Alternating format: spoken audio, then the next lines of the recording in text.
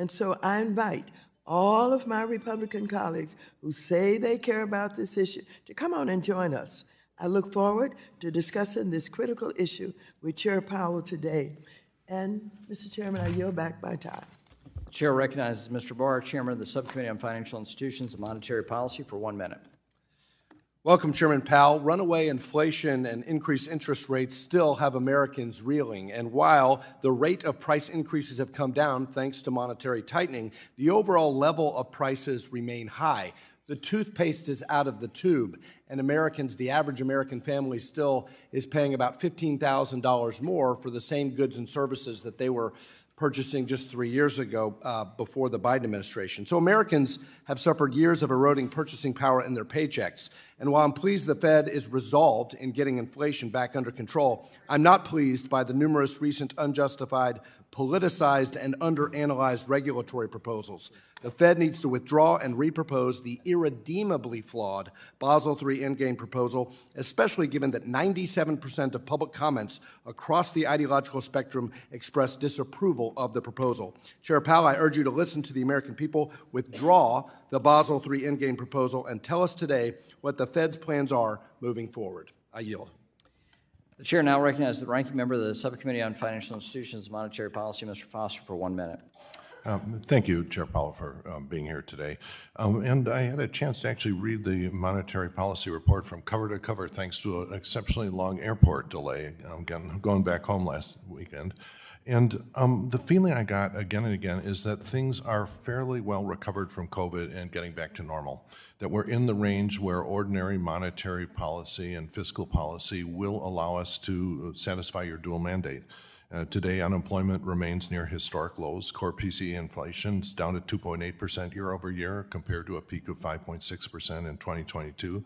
And the major stock indices are hovering around record highs. GDP growth continues to beat expectations, and the U.S. economy has added more than 14 million jobs since President Biden took office. The GDP itself is pretty much back on the trajectory that it would have been pre-COVID. U.S. manufacturers alone have added nearly 800,000 jobs, employing more workers now than any point since 2008.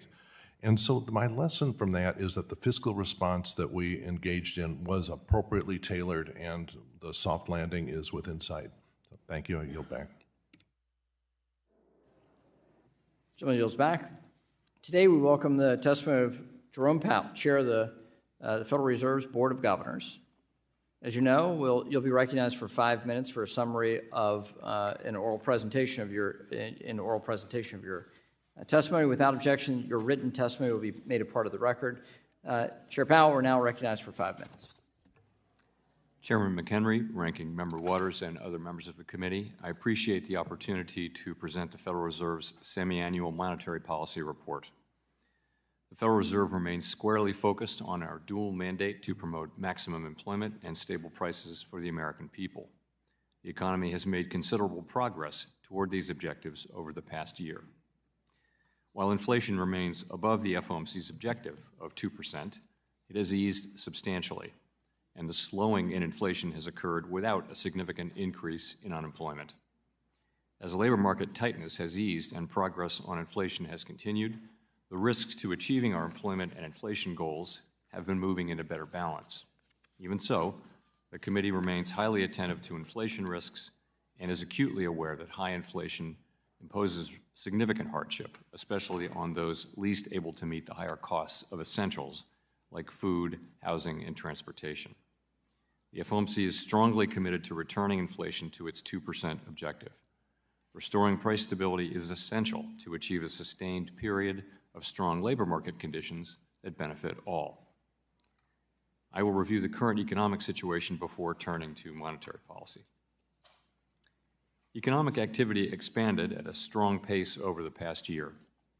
For 2023 as a whole, gross domestic product increased 3.1%, bolstered by solid consumer demand and improving supply conditions. Activity in the housing sector was subdued over the past year, largely reflecting high mortgage rates. High interest rates also appear to have been weighing on business fixed investment. The labor market remains relatively tight, but supply and demand conditions have continued to come into better balance. Since the middle of last year, payroll job gains have averaged 239,000 jobs per month, and the unemployment rate has remained near historical lows at 3.7%. Strong job creation has been accompanied by an increase in the supply of workers, particularly among individuals aged 25 to 54, and a continued strong pace of immigration.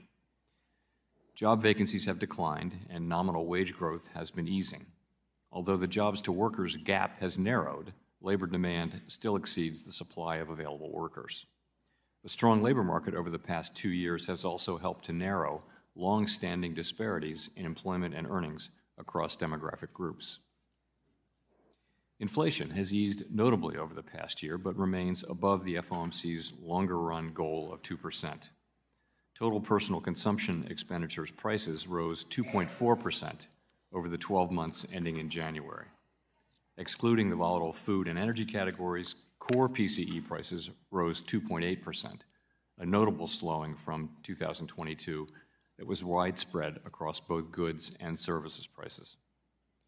Long-term inflation expectations appear to have remained well anchored, as reflected by a broad range of surveys of households, businesses, and forecasters, as well as measures from financial markets. After significantly tightening the stance of monetary policy since early 2022, the FOMC has maintained the target range for the federal funds rate at 5.25% to 5.5% since its meeting last July. We've also continued to shrink our balance sheet at a brisk pace and in a predictable manner. A restrictive stance of monetary policy is putting downward pressure on economic activity and inflation. We believe that our policy rate is likely at its peak for this tightening cycle. If the economy evolves broadly as expected, it will likely be appropriate to begin dialing back policy restraint at some point this year. But the economic outlook is uncertain, and ongoing progress toward our 2% objective for inflation is not assured. Reducing policy restraint too soon or too much could result in a reversal of progress we've seen in inflation and ultimately require even tighter policy to get inflation back to 2%. At the same time, reducing policy restraint too late or too little could unduly weaken economic activity and employment. In considering any adjustments to the target range for the policy rate, we will carefully assess the incoming data, the evolving outlook, and the balance of risks. The committee does not expect that it will be appropriate to reduce the target range until it has gained greater confidence that inflation is moving sustainably toward 2%. We remain committed to bringing inflation back down to our 2% goal and to keeping longer-run inflation expectations well anchored. Restoring price stability is essential to set the stage for achieving maximum employment and stable prices over the longer run. To conclude, we understand that our actions affect communities, families, and businesses across the country. Everything we do is in service to our public mission. We at the Federal Reserve will do everything we can to achieve our maximum employment and price stability goals. Thank you. Thank you, Chairman Powell. And I should have noted this at the outset, but this is your 25th testimony before the U.S. Congress as Chair of the Federal Reserve, and we thank you for your service and your commitment to congressional oversight. Very much appreciated. I'll now recognize myself for 5 minutes for the purposes of questions. Let's begin with what's top of mind. We have two issues that are top of mind with the Fed: regulatory policy, with the Barr proposal, the Michael Barr proposal on capital, and interest rates. We're in a political year, and the lens of a political year falls heavily on all government, all parts of government. There's a lot of debate about the past 3 years of high inflation and impact on American families. And now that inflation is receding, there's been a great deal of speculation about when the Fed would cut rates. Some say that it's going to be a lot of rate cutting this year. Some say none. What say you?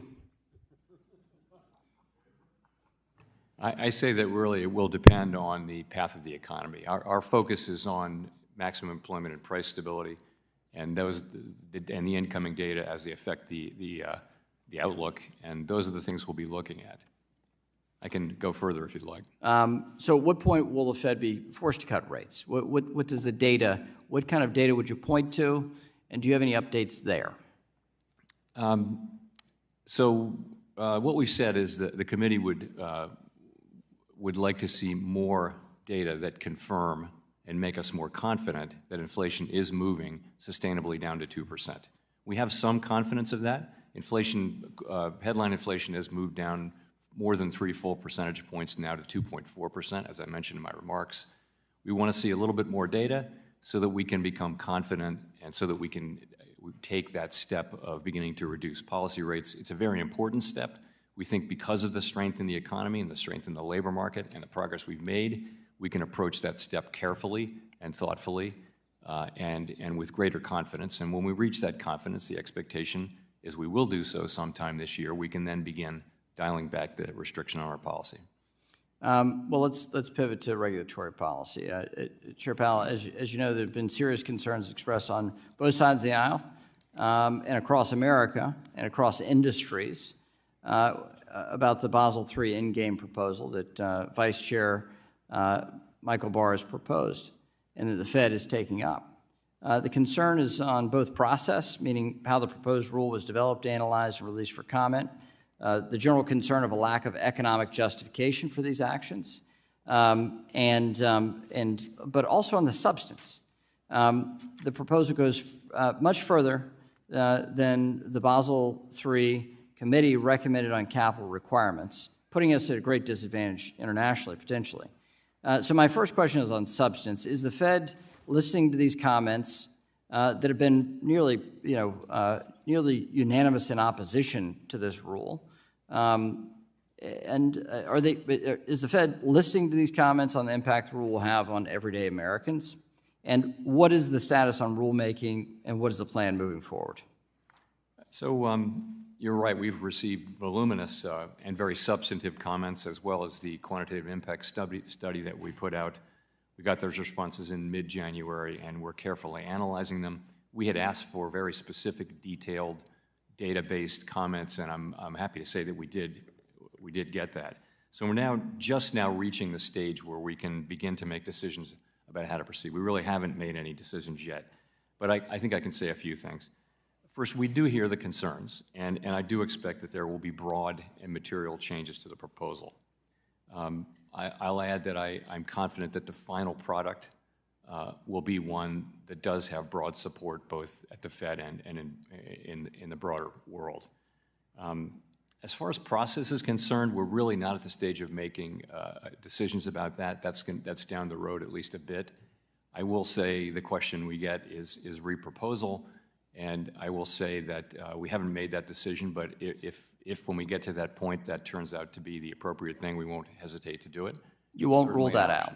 You would not rule that out at this stage of the game, reproposal? Not at all. No, I think it's a very plausible option. It will depend on how things lie at the time when we reach that point. Okay. And there's a lot of concern about the interplay between different parts of the rule. And if you change one, what does economic analysis look like for the new proposal? So it is good to hear that you'll be methodical and the Fed will do its traditional role of building consensus around the substantive changes. And that is your intention. That is right. I said this would be a thoughtful, deliberative process. It's more important that we get this right than that we do it fast. We understand that. This is an important rulemaking, and it's going to have potential implications for the economy and the people we serve. We're going to take our time and do it right. Thank you, Chairman Powell. The ranking member, Ms. Waters, is recognized for 5 minutes. Thank you very much, Mr. Chairman. Chair Powell, I want to talk to you about housing, but before I get there, let me address the issue of mergers. Last week, I led a letter along with 15 committee Democrats to you as well as DOJ, OCC, and FDIC, expressing my strong concern about the lack of progress you have made in updating your bank merger review procedures. This is critical now that we just learned of another mega merger involving Capital One and Discover, which would create the 6th largest U.S. commercial bank with a major role in the credit card market. For far too long, experts have raised alarm that there is a rubber stamping process of bank mergers where virtually all applications are approved. All the while, unbridled market consolidation poses great risk to consumers and entrepreneurs. What is the status of your updates to the merger review process? And does the Fed plan to convene public hearings on the Capital One and Discover merger?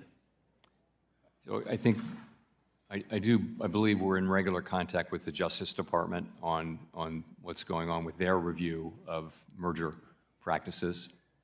We're looking at that and considering.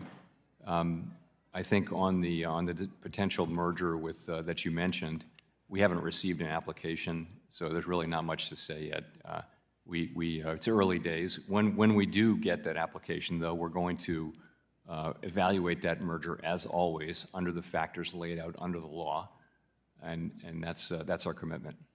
So you do believe that your bank merger procedures are ready to do the work that's necessary when you evaluate this possible merger?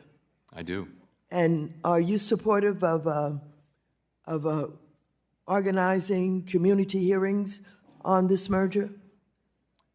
I haven't talked about that with anybody. I will say this: we've done that in many large mergers, but that's not a conversation we've had yet. We literally don't even have an application for the merger yet. Thank you. We'll stay in touch with you on that. So turning to the national affordable housing and homelessness crisis, where we've seen steady increases year after year in home prices and rent costs, which are a symptom of the chronic undersupply of affordable housing. Indeed, more renters and homeowners are now spending more of their income than ever on housing costs. And as you know, housing costs continue to be a primary driver of inflation.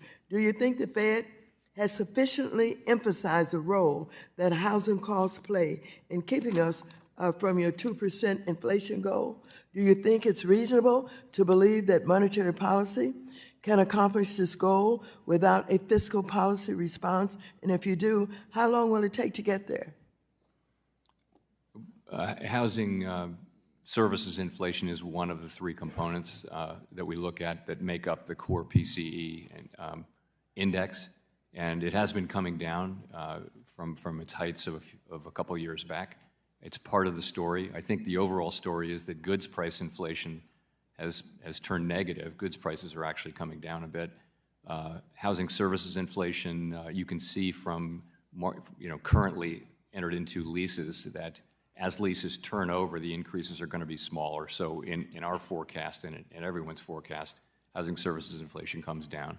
It's been reported that the methodology used to assess housing costs as an indicator of inflation is imperfect, namely because it considers costs based on both new and old rent, including for owner-occupied housing on a month-to-month basis. This results in stale data since families' housing costs typically do not change unless they move or their lease is up for renewal. So to address these imperfections in the housing cost indicators, the Bureau of Labor Statistics and Cleveland Fed created an improved methodology based solely on new lease rents, which is referred to as new tenant repeat rent index. Has the Fed incorporated this new indicator into its economic assessments? If not, why not? And so what changes has it had on the level of housing inflation observed by the Fed? So we're well aware of that, and we do incorporate it into our thinking. As I was starting to mention, that is the reason, the fact that market rents are moving up at a much slower pace is the reason why forecasts are for housing services inflation to come down, and that absolutely plays a role in our thinking. Thank you, and I yield back. Gentlelady yields back. The Vice Chair, Mr. Barr, I'm sorry. Wrong Vice Chair. Wrong Vice Chair. The gentleman from Arkansas, the Vice Chair of the full committee, Mr. Hill, is recognized for 5 minutes. Thank you, Chairman. I want to welcome you, Chairman Powell, to the committee. We're glad to have you back and your expertise. And I want to pick up where Chairman McHenry left off on his conversation about Basel III endgame. You made a good point saying you're not taking the whole concept of reproposal off the table as you review the analytics, and you all discuss the interactivity of that rule with other rules. So if you were to repropose the Basel III endgame, would the Federal Reserve delay then the long-term debt proposal that's on the table? In other words, would you agree that the agency should not finalize this long-term debt proposal for bank holding companies until banks have a better understanding of what their capital obligations under Basel III Endgame might be? So we haven't made the first decision yet, so it's hard, I couldn't say definitively. But yeah, that's a question we'd be asking ourselves: is what would be the implication for other rules, including the long-term debt? Well, and is the Fed considering changes to the requirement for regional banks to issue long-term debt? Right now, it's stated to be issued at 6% of risk-weighted assets, in abundance of caution in case there needs to be a resolution, obviously. We know the logic for it. But as I understand it, it's being required at both the holding company level and down at the bank level, and that seems redundant to me. Are you aware of that, and have you considered changing that in your discussions? Yeah, so that's another area where the comment period ended a little while back, and so once again, we're in the process of evaluating the comments. There will be a thoughtful, deliberative process around that. We welcome comments on these kinds of things. They're very important implications for the banks that are affected. We want to understand the effects, make sure we understand them correctly so that we can evaluate, what a final rule should look like. Good. Let me turn to the monetary policy outlook. As the chairman noted, consumer prices are 17% higher for American households since President Biden was inaugurated back in January of 21. And yet, in spite of that 17% increase in cost, real wages have actually fallen 2% over that period. So there's no doubt that inflation is the biggest issue facing American households, and in my view, there's three principal causing. Certainly, we had supply disruptions, but we've had unprecedented fiscal policy laxity. You described it in a recent interview as unsustainable. But we also think that the Federal Reserve, in my view, and many people on this committee commented, should have reduced accommodation after the pandemic sooner. One of the things coincident with that, which is what I want to talk to you about, is that the FOMC announced in August of 2020 this flexible average inflation targeting framework right in the middle of the pandemic, which many of us didn't understand why the Fed would take that decision then, but it would give you flexibility on the 2%, saying the Fed could allow inflation to rise above 2% and stay there above that level for some time because the Fed had had such challenges in getting the price level to 2%. That was a major shift in the Fed's approach. Do you think, in retrospect of now what we've witnessed over the past 4 years, that that was a mistake in hindsight to change that framework, and is it under review? So we said we would do a review on a 5-year basis, and that means we'll be starting that review toward the end of this year. So we really haven't started. I do think that the question you raised will be one of the questions we look at, but the bigger question really is that change in the approach was really based on the fact that we'd had very low interest rates and very low inflation for a long period of time, and policy was always very close to the effective lower bound, so there wasn't any firepower for central banks, and so it was a way to keep inflation expectations anchored at 2% and not have them slide down. Now we have entered a different period. The pandemic really may have changed that in a sustained way. We don't know that yet, but that's the big question we'll be asking ourselves is the effective lower bound to be thought of in a different way now? And if it were, that would have ramifications for our framework. But we haven't begun the review yet. It'll begin at the end of this year and probably end late the next year. Thank you. Yield back, Mr. Chairman. Gentleman yields back. We'll now go to the gentleman from New York, Mr. Meeks, for 5 minutes. Thank you, Mr. Chairman. Thank you, Chairman Powell, for being here. And I think I want to pick up a little bit right where we are. 2019, 2020, the entire world was under the unprecedented pandemic with COVID rate. Is that correct? Yes. At the time. And that changed a lot of things with reference because not just for the United States, but for the entire world. And it affected the economies of countries just about on the planet. That's not also correct? Yes. And supply chains was disrupted. In fact, I can remember many Americans and people around the world could not get toilet paper or paper towels and some of the basics.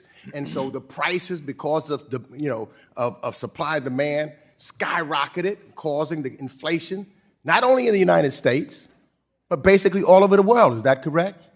Yes. And so therefore, the Fed had to do certain things because of what we were in at that particular time. We couldn't just go back and act like the pandemic wasn't there. We had to do something to try to make sure that we were able to get through the pandemic. Is that not correct? Yes. And now we're at that point where we're about to get through this pandemic. And we can look at the rest of the world, what they did or didn't do at that time, but what we did at that time. And as a result of that, 3 years post the pandemic, when you look around the world, I think that you were correct with what you stated, that by most accounts, our economy is doing well. In fact, I would say our economy is doing better than most of the other countries in the world. Would you say that's correct? I would.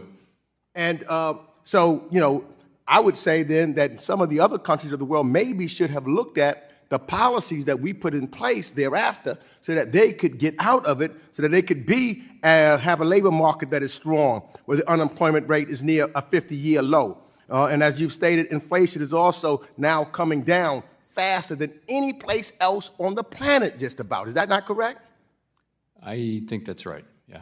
And I think that you also recognize a mismatch between the strength of the economy, that's what we're talking about, in the field. And I think that Ranking Member Waters touched on one of those big issues of housing, of which is now, you know, we're still trying to get that under control. And I think the Ranking Member has some ideas on how we can do that, and that may be something that you need to consider so that we can further get down the inflation rate.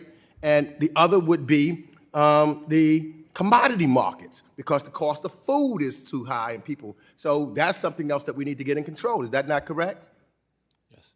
And let me just ask this. Can you say that there's a connection, for example, between conflicts in other areas of the world, like Russia's war against Ukraine and or the turmoil in the Middle East and the economic pressures that the United States feels? Does that not also go into the reason why the cost of commodities can be still higher? Is there a connection therein, Mr. Chairman? Certainly the war in Ukraine caused commodity prices to move up sharply. So could you tell you what is the, you know, what would the connection lead you to believe that there is an urgent need for us, I would think, for, you know, and we're running out of time, for us to do everything that is in our power in Congress to support Ukraine so that we can make sure that and other strategic partners, that we can help the commodities market, and that would help lower the cost of some of the commodities, bringing food prices down, if we would just be able to pass certain things that's going to help Ukraine right here in the United States Congress. Is that correct? Here's where it gets outside of our jurisdiction. So I wouldn't have an opinion on Ukraine funding. But if we had more grain that was going through, it wasn't blocked by Russia, things of that nature, that generally just, well, you know, says that helps bring the cost down. Cost is higher because of the disruption in the Black Sea that's happened because of this war. So that would help bring the cost down. That is not necessarily the policies just here in the United States, but that's the policy because of what's going on in Russia, and we need to make sure that we do something to prevent that if we really are serious about bringing inflation down. Is that not correct? I think it's correct that a full supply of grain would help with commodity prices. And so, you know, instead of us playing politics with this and acting like it is your fault or anyone else's fault that we had to go and do what we did because of the unprecedented pandemic, what we did was save the economy then, knowing we got some problems that we had now, and now we are recovering quicker and better than any other country on this planet as a result of your policies and the policies of Joe Biden. The gentleman from Oklahoma, Mr. Lucas, is now recognized for 5 minutes. Thank you, Mr. Chairman. And Chairman Powell, thank you for testifying today. When you were before this committee a year ago, I cautioned against raising capital requirements on commodity derivatives that our agricultural and energy producers use back home to keep prices of food and power stable for consumers. At the time, you said that was a very specific concern and you weren't sure the proposal would even address commodity derivatives. And in fairness, that was before the Basel proposal was officially published. Unfortunately, we now know that the proposal does impact commodity derivatives, and in fact, they are among the most penalized financial products that banks offer. And I would note for just a moment, I very much appreciate your comments and responses to Chairman McHenry about the nature of the overall proposal. Congress wanted end users to be able to secure their hedges without posting margin to keep the derivatives markets affordable. But I've seen estimates that some of these types of transactions for end users could face 10 times the capital requirement. Chairman Powell, make me feel a little better. Ease my concerns here. Will you and the Fed work to fix this? Let me start by saying I want to echo the fact that our commodity markets and our capital markets are a huge national asset, and we need them to be functioning well and with as little friction as possible. I now understand that what you're referring to is the things that were done to increase capital requirements for various kinds of derivative activities. And I'll just say that's an area we're aware of the concerns, and it's an area that we're taking a very close look at. I appreciate that. I was a member of the Dodd-Frank Conference Committee, where there was bipartisan support to not disadvantage end users, farmers, ranchers, small businesses. This had broad bipartisan support then and still does today. Unfortunately, the Fed could undermine this long-standing work done by Congress. I'd like to enter a few letters into the record, Mr. Chairman, that discuss the detrimental impact to end users. First, a joint Agricultural Trade Association letter from the American Farm Bureau Federation, the National Cattlemen's Beef Association, among 7 others. Next, a joint Energy Trade Association letter from the American Gas Association and 4 others.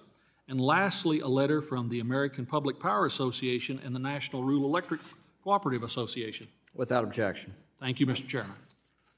Chairman Powell, I'd now like to focus on how the proposal is set to significantly disincentivize banks from offering clearing services.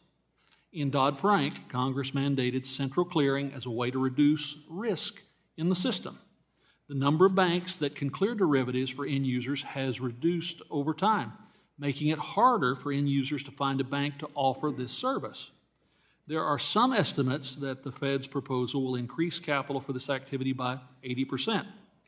I'm worried that this will make it even harder for end users to find a bank to clear their hedges. This also comes at a time when the SEC, our friends at the Securities and Exchange Commission, has just finalized a rule in December that will increase clearing in cost in Treasury markets. This will have a real impact on market access and liquidity, not just in commodities, but the $26 trillion Treasury market that plays a critical role in the world economy. Will you work with the CFTC to address this problem? Again, I'll say that we're aware of those concerns, and we're prepared to work with other agencies and also to make sure that our capital proposal appropriately addresses them. The strength of central clearing is entirely dependent on banks' willingness to participate, and problems with the Basel endgame warrant a full reproposal to give us time to appreciate their consequences. And there are real consequences, as you and I both know, Mr. Chairman. And with that, Mr. Chairman, I yield back the balance of my time. Gentleman yields back. The gentleman from Texas, Mr. Green, is recognized for 5 minutes. Thank you, Mr. Chairman, and welcome again, Mr. Powell. It's an honor to have you before us today. I always enjoy hearing your commentary. As you know, recession and inflation, these are buzzwords, and they are used in some circumstances to cast a dim light on perhaps the Fed and others who are working to end some of these troubling circumstances we're dealing with. Are you now at a point where you believe that there will not be a recession? There was much talk about recession, and many people worried that we would find ourselves having to negotiate our way out of a recession. What is your position currently on a recession? So U.S. growth last year was in excess of 3%. What we're seeing so far this year is continued solid growth. My expectation and that of other forecasters and of my colleagues is that we'll see continued growth at a solid pace. I will say, so there's no evidence or no reason to think that the U.S. economy is in or in some kind of short-term risk of falling into recession. Having said that, though, there's always a possibility, a meaningful possibility that an economy will fall into recession. I don't think that possibility, though, is elevated at the current time. Thank you. I appreciate your saying this because we want to, at some point, eliminate the great deal of fear associated with just the term recession. Next point, the December FOMC projections showcase a slightly lower unemployment rate than last June's projections and slightly higher GDP, suggesting a soft landing remains likely. Are you of the opinion that we're headed to a soft landing, Mr. Powell? I'll just say that what we've seen so far is an economy that's growing at a solid pace. We're seeing a labor market that is still tight, still strong. Wages are moving up, but the labor market's coming into better balance between supply and demand. And inflation has come down sharply, really, since the middle of last year. So those are the conditions we see. They're very attractive conditions, and we're trying to use our policies to keep that growth going and to keep that labor market strong while also achieving further progress on inflation. That's our goal. And do I think there's a possibility we can achieve all of that while keeping the labor market strong and the economy growing? Yes, I think there is a possibility. Indeed, that is what we're trying to achieve. A soft landing can be difficult to identify. We could possibly have a soft landing and miss the point at which the landing took place.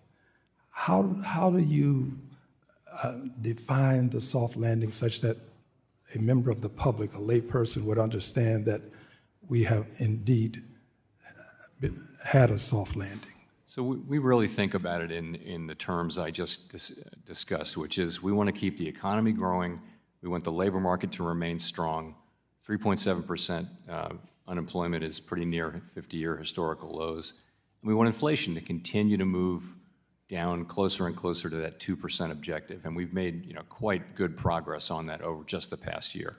So we want to continue those conditions. And I don't want to put the label on it. Other people can do that. But I would just say we're using our tools to keep a strong labor market and strong growth while making further progress on getting inflation down to 2% for the benefit of the public. That's the economy that we're trying to achieve, and I think there's we're on a good path so far to be able to get there.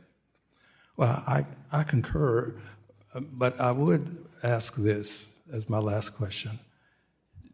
Will there be some announcement at some point that we've had a soft landing?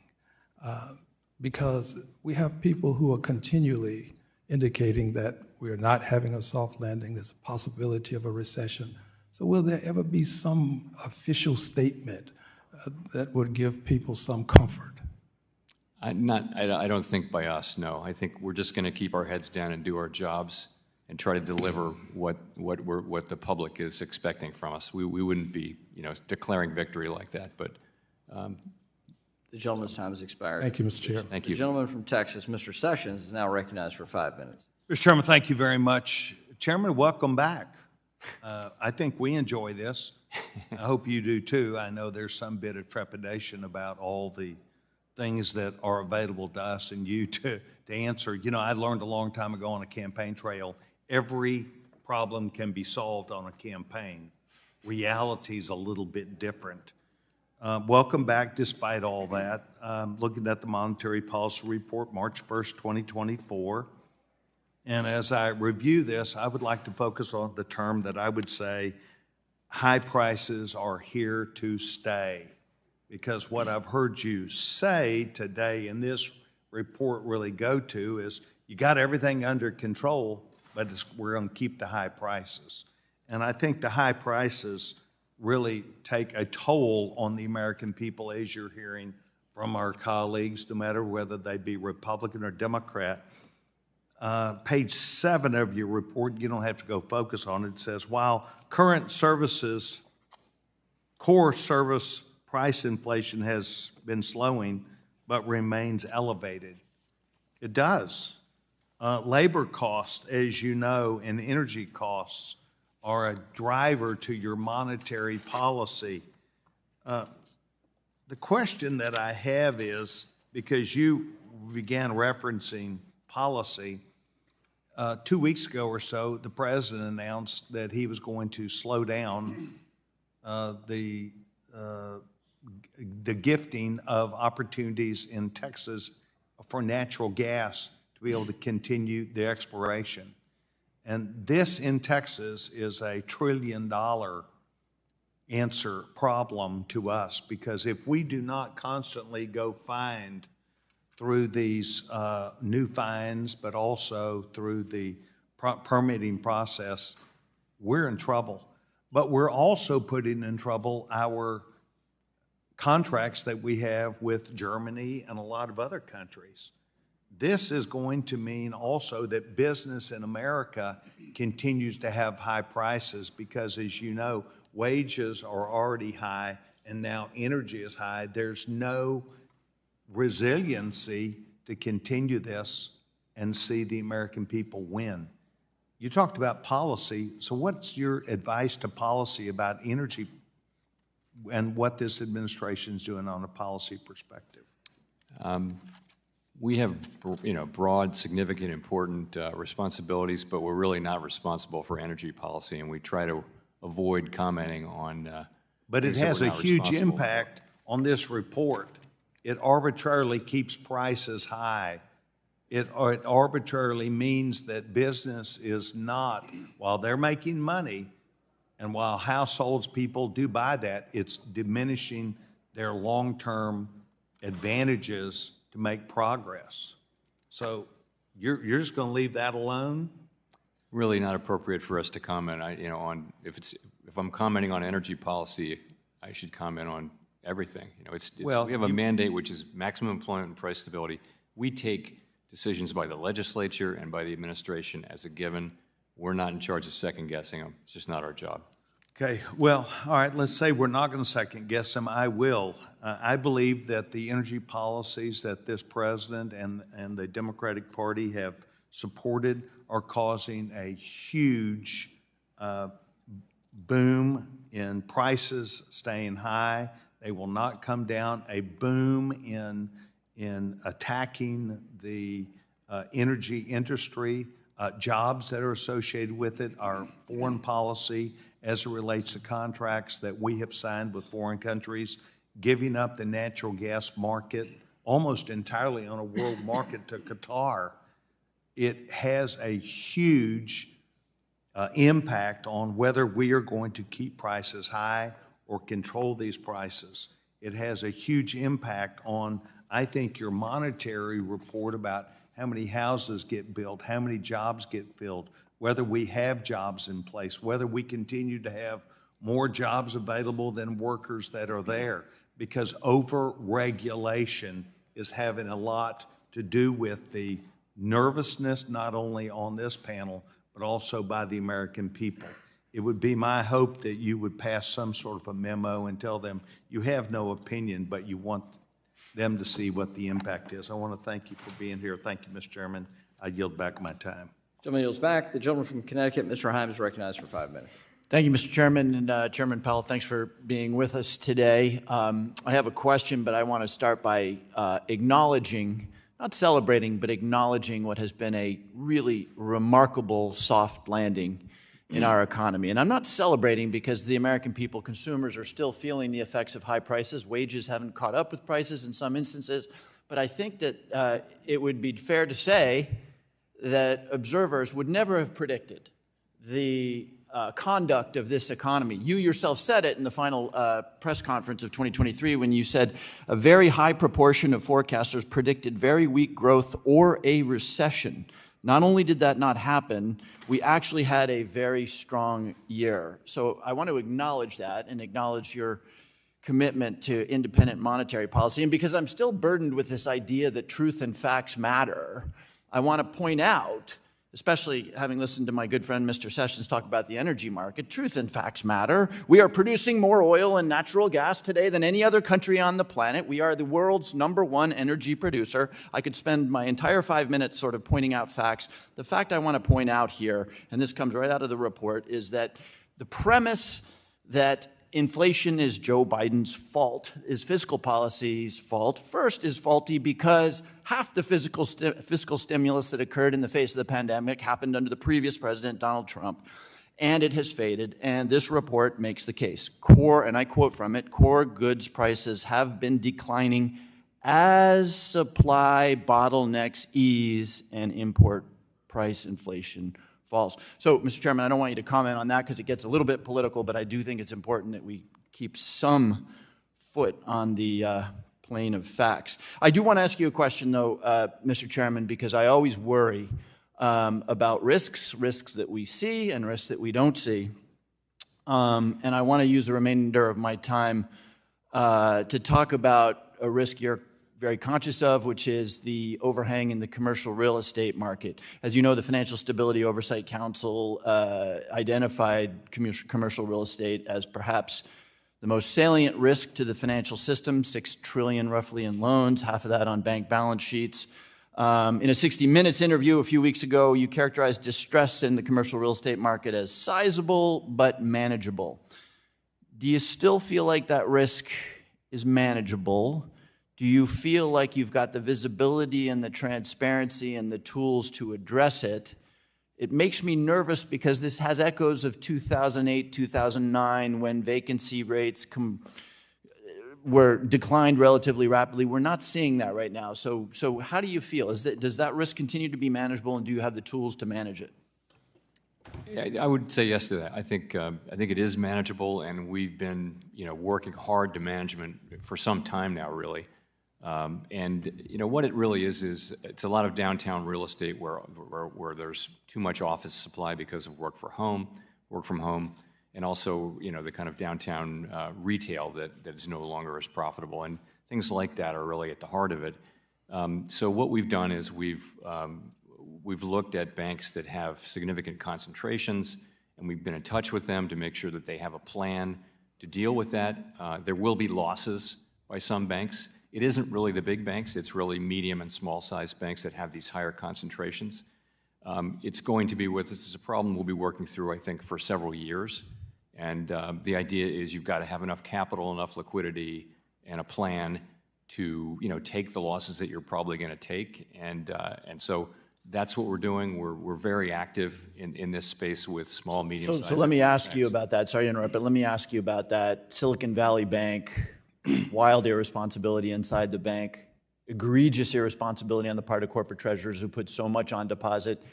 The Fed also had some self-examination to do because the examiners and the supervisors of the bank, quite frankly, were not doing what they should have been. So we might be forgiven for being a bit skeptical of claims of being on this. What has changed in the context of Silicon Valley Bank that gives you the confidence that the supervisors and the examiners will be on top of this?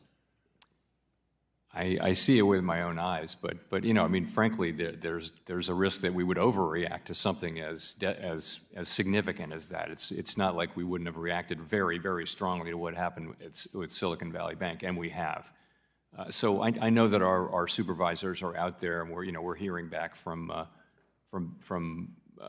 media reports that we have been engaged with medium and small-sized banks principally on this. So I am confident that we're doing the right things there, and I do believe it's a manageable problem. If that changes, then I'll say so. Thank you. Thank you, Mr. Chairman. Yield back. The gentleman from Missouri, Mr. Lukemire, is recognized for 5 minutes. Thank you, Mr. Chairman, and thank you, Mr. Powell, for being here today. I'd like to associate my remarks, or myself, with Mr. Hill's remarks earlier with regards to the FDIC proposed long-term debt requirements that are based on risk weighting of assets. I think it's an ill-thought-out proposal, and hopefully your position on FSOC, you'll be able to advise them and hopefully guide them that this is going to be held up until we actually get a Basel III rule. In October 2023, the board issued a proposal to update the debit interchange fee cap and regulation II. This is very concerning. given the data from both the GAO and Fed's own studies show that Reg II has significantly harmed access to free checking and other banking services for the country's poorest citizens. Yesterday, I introduced the Secure Payments Act, which will prohibit a final rulemaking until the Fed, among other things, studies the impact of the board's proposed rule, completes a quantitative impact analysis specifically as it relates to affordable banking services for low-income Americans, and reports those findings to Congress. I understand the Fed acted here because you feel you're facing litigation, but I urge the board to proceed with extreme caution with any type of price control proposals, especially since the first iteration was so clearly harmful. Chairman Powell, knowing of the hardship caused by this policy on low-income consumers, does it give you any pause to continue down this road? As you know, this rule is out for comment. We extended the comment period to May 12, so we don't have all the comments yet. We'll evaluate them carefully and make an assessment. I mean, the law does assign us a specific job, which is to assess whether an interchange fee received by a large debit issuer for processing a debit card transaction is reasonable and proportional to issuer costs. This is the obligation that Congress has bestowed upon us. Not something we thought we sought, but that's our obligation under the law, and we don't know what else to do than to keep doing it for as long as that's our assignment. That's all we think we're doing, but I think that the concerns that have been raised will be things that we... Well, hopefully you'll study this and understand that from the previous types of rules along this line, they were very detrimental to a lot of low-income, middle-income folks. As you know, the price reductions that were promised during the Durbin Amendment, for instance, the added profits actually went to the largest retailers rather than go to the consumers as they were talked about. 98% was one of the studies that showed that the retailers kept all the money instead of lowering prices as they were telling us that were going to happen. So I'm very concerned about that.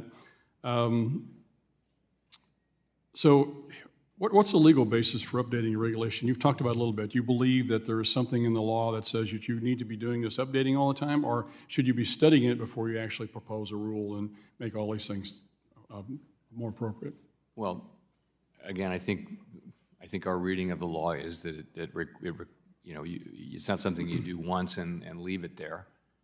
It's supposed to be reasonable and proportional to certain identified issuer costs. The implication being there, if those costs change, then this should change. So that's our reading. I think we do a lot of work. We waited a long time to change it. It's been many years since we did change it, but we do quite a bit of work to make this assessment, and we'll review the comments and the data that we get. One of the things I hope that you consider is the fact that even though it's supposed to be on $10 billion and up, stuff all rolls downhill, and as the last study showed, the smaller banks, the community banks, are also feeling effects of this. So be sure and consider that when you start talking and thinking about this. I appreciate that. One of the things, yesterday I had two different foreign banker CEOs in my office, and one of them brought up the subject to me, which is very concerning with regards to artificial intelligence being able to impact financial institutions in this country and our banking system. And I tell people, I said, think about this for a second. You find some individual who is a well-known individual, perhaps Larry Kudlow, Dave Ramsey, Bloomberg, somebody who has got credibility, and suddenly you see an artificially produced advertisement or Facebook post, and this person says, look here, we've got 100 banks that have got a problem today. Now, that individual didn't do this. It's artificially produced. I've seen a commercial already with individual. You couldn't tell the difference between that individual and the real thing. We have just come through the Silicon Valley situation. And if you have real-time payments, FedNow, where you can instantaneously transfer money, and you have people scared to death by some well-known individual through an artificial intelligence situation, and I can tell you that China is watching this like a hawk. They are ready to pounce on this situation. To me, I've got some bills that actually would solve the problem. Do you think there's some issues here we need to be taking a look at? Yeah, I think we're very focused on AI, many government agencies and law enforcement agencies in particular. It's very challenging. You paint one picture. There are lots of pictures. Gentleman's time has expired. It's interesting because the foreign banks actually are watching this. Thank you. We'll now go to the gentlewoman from Texas, Ms. Garcia, for 5 minutes. Thank you, Mr. Chairman, and Chairman Powell, thank you for being with us this morning. It's always a delight to have you before us. Chair Powell, the February Congressional Budget Office report estimated that the U.S. economy will grow an estimated $7 trillion over the next decade, thanks to, in large part, to the surge in immigration, creating a larger labor force. Immigration also increases demand for goods and services. I know you mentioned in your report that that the growth sometime during COVID was held down due to some restrictions in COVID and restrictions on immigration. Can you detail how immigrants have been fueling our national growth? And did you consider this report from the CBO in this current report? So I am very familiar with the CBO report. I've read the demographic projections and I've read the economic projections, so I do understand what they did. And so you do agree with a $7 trillion growth in the next decade? I have no judgment on that. I haven't tried to make a parallel assessment, but I'm familiar with the assessment. What they're doing is they're saying more people working, bigger economy, and it makes the economy bigger. It's just arithmetic. If you say that if you add a couple million people to an economy, and a percentage of them will work, then there will be more output, and that's what they're showing. I just want to be very, very clear, though, that we don't make immigration policy. We don't comment on immigration policy indirectly or directly. No, well, I'm not asking you to do that, but, Mr. Chairman, I'm simply asking if you agree that the immigration surge has added to our strong labor force, which is necessary. I think you said that we expect a continued growth at a solid pace. So to be able to continue on a solid pace, then we need that labor force. Wouldn't you agree? Well, so last year we got a big increase in workers, and it came from two sources. One was participation increased from people who were already here, and in addition, we got a significant increase in immigration, and many of those people take part in the working economy, and so there was a big increase in labor supply. That will have increased output. It will have made more people. It will have all kinds of economic effects. I'm just reporting the facts there. Right. I'm not going to say anything is needed for the future or good policy, or indirectly or directly. But I mean, I think it's just reporting the facts to say that immigration and labor force participation both contributed to the very strong economic output growth that we had last year. Right. Is it possible for the Fed to conduct a formal assessment into the positive impact immigrants have on our economy and report back to Congress? Not really, no. I think that's a job for the CBO. We don't. That's precisely what the Congressional Budget Office does, not what we do. All right. But the other question that you've not addressed is, did you consider the CBO's assessment that the growth in the next 10 years would be $7 trillion and about $1 trillion in added revenues? Was that considered in this report? Because that was the February report, and this, I believe, is through February 29th. So I think that the answer to your question is 10-year growth projections by CBO don't have big implications. They don't have any implications, really, for the current stance of monetary policy. But I will say that the immigration that we saw was a notable factor of the 2023 and 2024 economic outcomes, and of course we're aware of that, and it plays a role in our thinking about appropriate policy and the path of the economy. Okay, well, thank you for that. And related to that, I know that the last time that you were here, you and I talked about diversity and diversity and inclusion efforts, both at the Fed, and I applauded you and applauded the President for his appointment of Dr. Adriana Kubler. I expect to visit with her this week. What other strategies and programs are you using in the Fed, not only in here, but in all the branches to ensure that there is diversity and inclusion?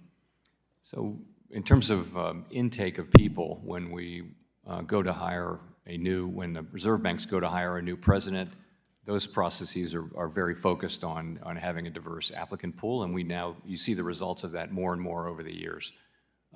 That happens. We don't have any role in appointments of governors, so that's not our job. The administration does that. In terms of, I'll just say internally, we're very focused on having an open and inclusive place to work. and also in hiring, we work hard to have diverse. Gentlelady's time Thank has you. expired. The Thank you, Mr. gentleman from Chairman. Michigan, Mr. Heising, is now recognized for 5 minutes. Chairman Powell, good to see you in person. Mr. Chairman, I've got to make a comment here. It's stunning to me that equating an underground economy, which is very different than and not a healthy alternative to the regular economy, and basing that on an illegal workforce that's not legally able to work, ultimately will fail. That is not a strategy to my colleagues on the other side. So. Just ask any farmer who's going to then have a regulator come in and fine them for employing people who are not legally allowed to be here in the country. That is one of their greatest fears. So that's just a fallacy of growth within this economy that is not sustainable. Chair Powell, last fall I sent Vice Chairman Barr a letter expressing my concern over the cumulative impact pending rulemakings governing products and services will have on consumers. This morning, there's been a fair amount of time spent on Basel III, but among the agencies, and here I'm including Fed, FDIC, OCC, CFPB, and the number of pending or final rules is frankly just staggering. Regulators last year finalized new rules for the Community Reinvestment Act. The Fed is also looking at Reg II, which in my opinion would unintentionally undermine recent significant progress in bringing low and moderate income consumers into the mainstream banking system. And just yesterday, the CFPB unveiled a rule that would cap late fees for banks. And I just literally walked out of a meeting with my credit unions who are very concerned about those things that may be in their future as well. So I think it's critical that we don't look at any of these rules in a vacuum, and we need to consider their total impact and full scope on that. So I'm going to ask you a question I've asked some of the other regulators. How much do you, as the Fed, and you personally, consult with other agencies on their own rulemaking agenda? Do you coordinate? Do you talk? I don't lead that area of our business, but I know there's a lot of talking. Coordination, I'm not sure there is coordination. We're in government. There's always a lot of talking. I'm much concerned talking. about the shortage. coordinating. All right, well, let me ask you this way. When a rule is finalized under another regulator, are you mandated or have any kind of policy to go back and look at your other pending rules under your purview and see if changes need to be made because of these other agencies' rule makings? There's no mandate like that. I think where it made sense to do that, though, we would do it. But you genuinely have some sort of review of that. It's conscious. I don't think there is a formal review. Okay. No. I've heard repeatedly that elements of Basel III overlap with the Fed's annual stress tests. What are you going to do to address that overlap? So we're in the middle of just at the beginning, actually, of deciding what to do about Basel III. And part of that may be the interaction with the stress test. So I haven't got anything for you on that today, but that's certainly an issue that presents itself. We'd like to continue that conversation. I do want to touch on the bank failures of last year very quickly. Do you think that the banks that ultimately needed the government bailout lacked sufficient capital, or was it more of a management problem? So with Silicon Valley Bank, it wasn't really. Could they have used more capital? I mean, they were actually raising capital. It was a capital raise that they announced that triggered the run and everything. So you can argue that it needed more capital, but I wouldn't say that that was the proximate cause. Really, it was a funding structure that was all about too much concentration of. Well, many of us are, I'm asking the question because many of us are very concerned that those failures are being used as an excuse to raise capital standards across the board. And because the SEC just released its climate disclosure rule this morning, I'm going to touch on the climate-related question for you. FSOC, the FSOC chair has repeatedly stated that climate change is, quote, an existential threat. Presumably a threat that is existential affects banks and financial institutions of all sizes. Why then have FSOC member regulatory agencies, including the Fed, limited their guidance on climate-related risks only to large financial institutions? Why not everybody? Well, it's a new thing, and we are not. It's a heck of a new thing. Yes, we're not climate change policymakers. It's this is something that needs to be handled by elected representatives, and so we're starting this very carefully with large institutions who are already doing it, by the way. The things that we're doing, they're doing this because to remain active internationally, they have to be doing it. So we started with them because they understand it. Imposing it on smaller banks, it's not something I'm for. Yep. Gentleman's time has expired. We'll The be gentleman- following up on the Taylor rule. So. The gentlelady from Michigan is recognized for 5 minutes. Ms. Tlaib. Thank you so much, Chairman. Thank you, Chair Powell, for being here. Do you agree with the April Federal Reserve report that compensation incentives contributed to Silicon Valley's bank failure? I'm sorry, did I didn't- So the April Federal Reserve report, it said that compensation incentives contributed to the Silicon Valley bank's failure. Do you agree with that? I would say it's at best a tertiary factor, but it probably had something to do with it. For me, not a major. So that's no? That's very small. Okay, so it did. Okay. So do you agree the appropriate rules on incentive compensation could have reduced the likelihood of Silicon Valley's failure? Maybe. You know, if they didn't take all that money. I really don't think so. I mean, So if they I don't didn't take think all it's that money? I don't think it's a first-order question for Silicon Valley. A lot went wrong there. Yeah. Incentive comp would be They actually blame way you down the guys. list. They Sorry? blame the oversight, even though they didn't respond to your That's part of it. correspondences. We took our medicine. Yeah. Do you think it also has something to do with the fact that Section 956 of the Dodd-Frank rule hasn't been finalized by you? No, I don't. You don't think it's the reason? I don't. You don't think it's because people made money off of the failure? I think nothing. You don't think money drove them to do what they did? I didn't say that. What I said, you know, there are lots So of. they made money from it. They actually, it was a lottery I for do not them, right? think that incentive compensation arrangements were at the heart of the Silicon Valley Bank failure. No. Okay. Do you support a robust rulemaking for executive compensation, Chairman? I know that the. Oh, you don't? I'm sorry? Oh, do you support robust rulemaking for executive compensation?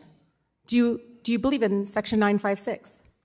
Section 956 is the law. As I understand it, the agencies are looking at doing something. It's been 12 or 13 years, right? Yeah, multiple Nothing agencies. has happened. Yeah. It's been hard to get it done. I lived through the last episodes of trying to get it done. So do you believe in a robust I rulemaking believe- process for executive compensation? I do, yeah. Oh, great. Oh, that's awesome.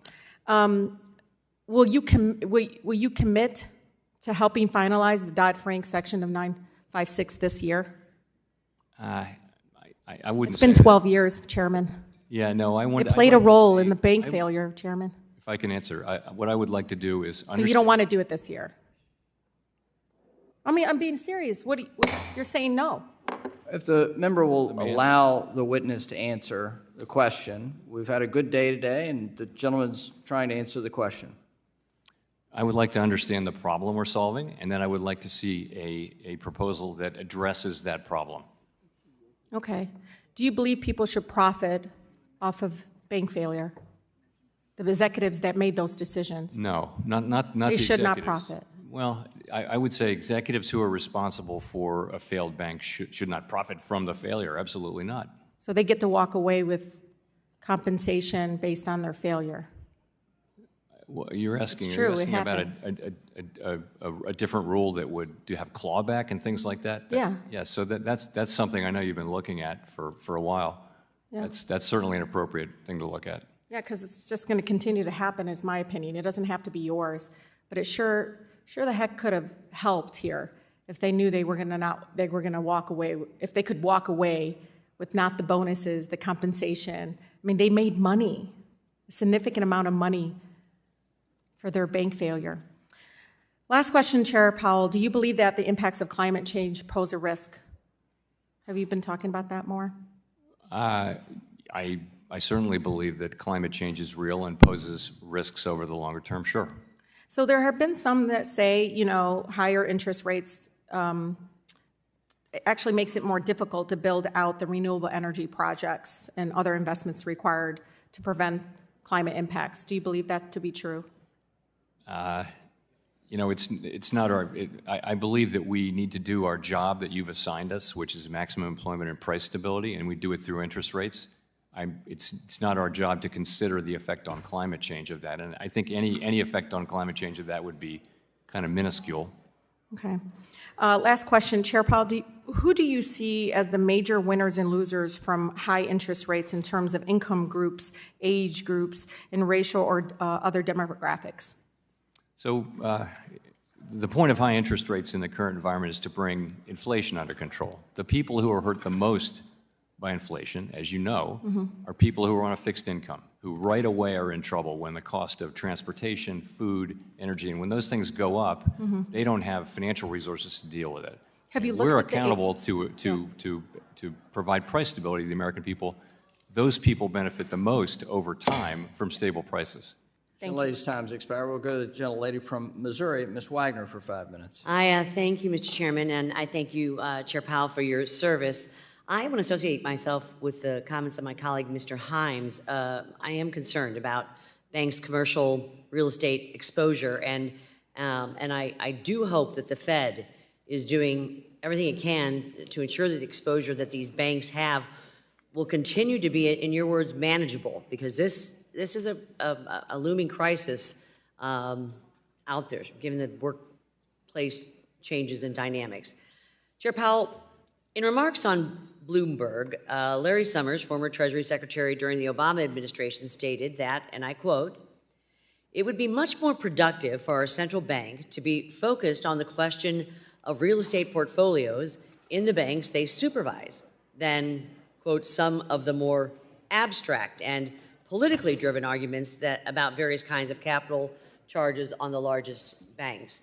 Do you agree, sir, that it would be more productive for Fed supervisors and regulators to keep their eye on the ball, in this case, commercial real estate and other real estate investments? I absolutely think we need to keep our eye on the ball on commercial real estate, and I think we're doing that. I hope so. According to your semi-annual report, the median of members on your Monetary Policy Committee estimate that your target overnight interest rate will average 4.1% in 2024. Does that mean that the median number of members anticipate that you will be cutting interest rates sometime this year by as much or more than a full percentage point? No, it doesn't mean that. Actually, the Summary of Economic Projections showed a median of, this is in the December FOMC, so this is now 3 months old, showed 3 rate cuts this year. So that would be 75 basis points, 3/4 of 1 percentage point. You were quoting the next year's number, so you would add that on. That was through 2025, I believe. So are you anticipating that there would be more cuts here coming? It's not, the way I would say it is, we're making economic projections. And so we write down a path of growth, what's happening in the labor market, what happens with inflation, and what goes with those forecasts is an appropriate monetary policy, appropriate interest rates. So we expect inflation to come down, the economy to keep growing, the labor market to remain strong. And if that's the case, it will be appropriate for interest rates to come down, significantly over the coming years. Good. What will really happen, though, it's not a plan. What will happen is actually what the economy needs. The economy will do something different from that, and that's what will actually happen. Chairman Powell, 15 members of Congress, including myself, Ranking Member Sherman, Chairman Barr, and Ranking Member Foster, sent a letter to the prudential regulators regarding the impact that Basel will have on U.S. capital markets activities. The letter highlighted critical areas of our U.S. markets, including securities underwriting, securitization, and derivatives that will be severely impacted by the Basel proposal.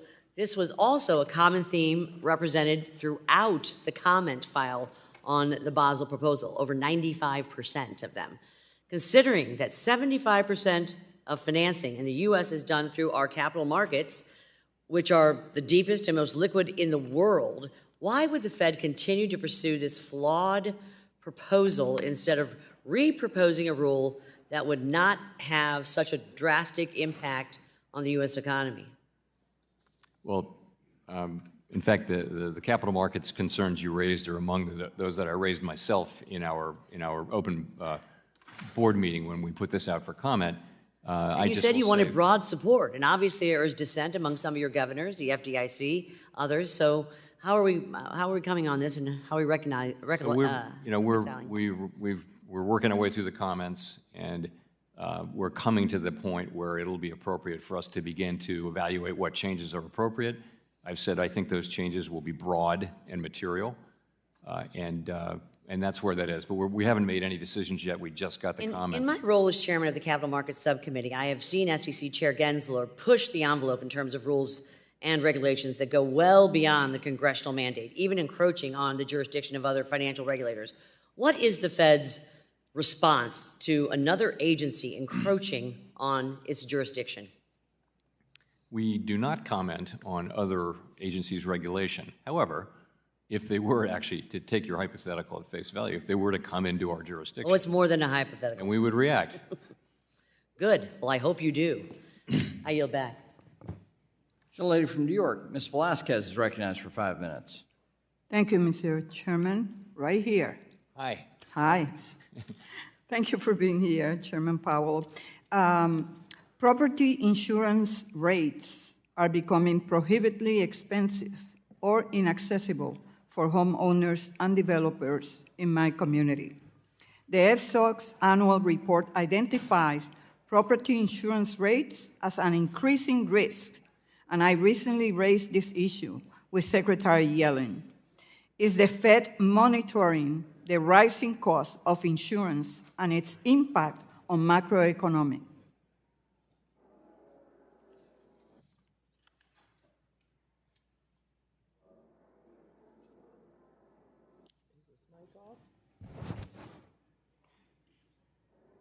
Well, if we'll pause the clock, we can have staff take a look at the microphone.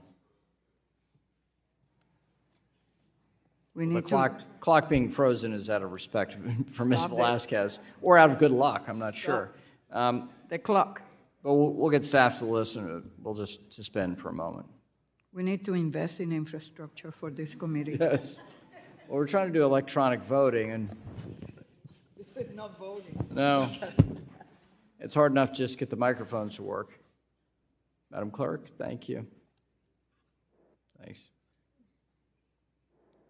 So all the photographers have left, so the awkward photos for Trish will be less awkward.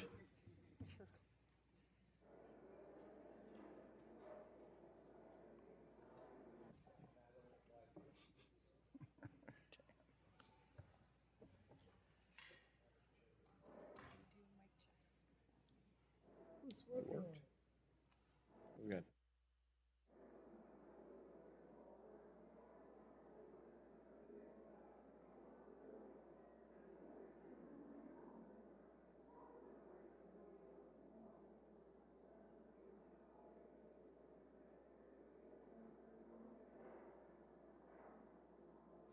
Any luck?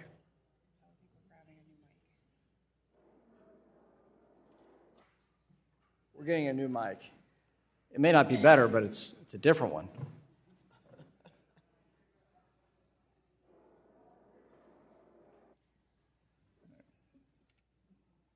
Let's just restore our time.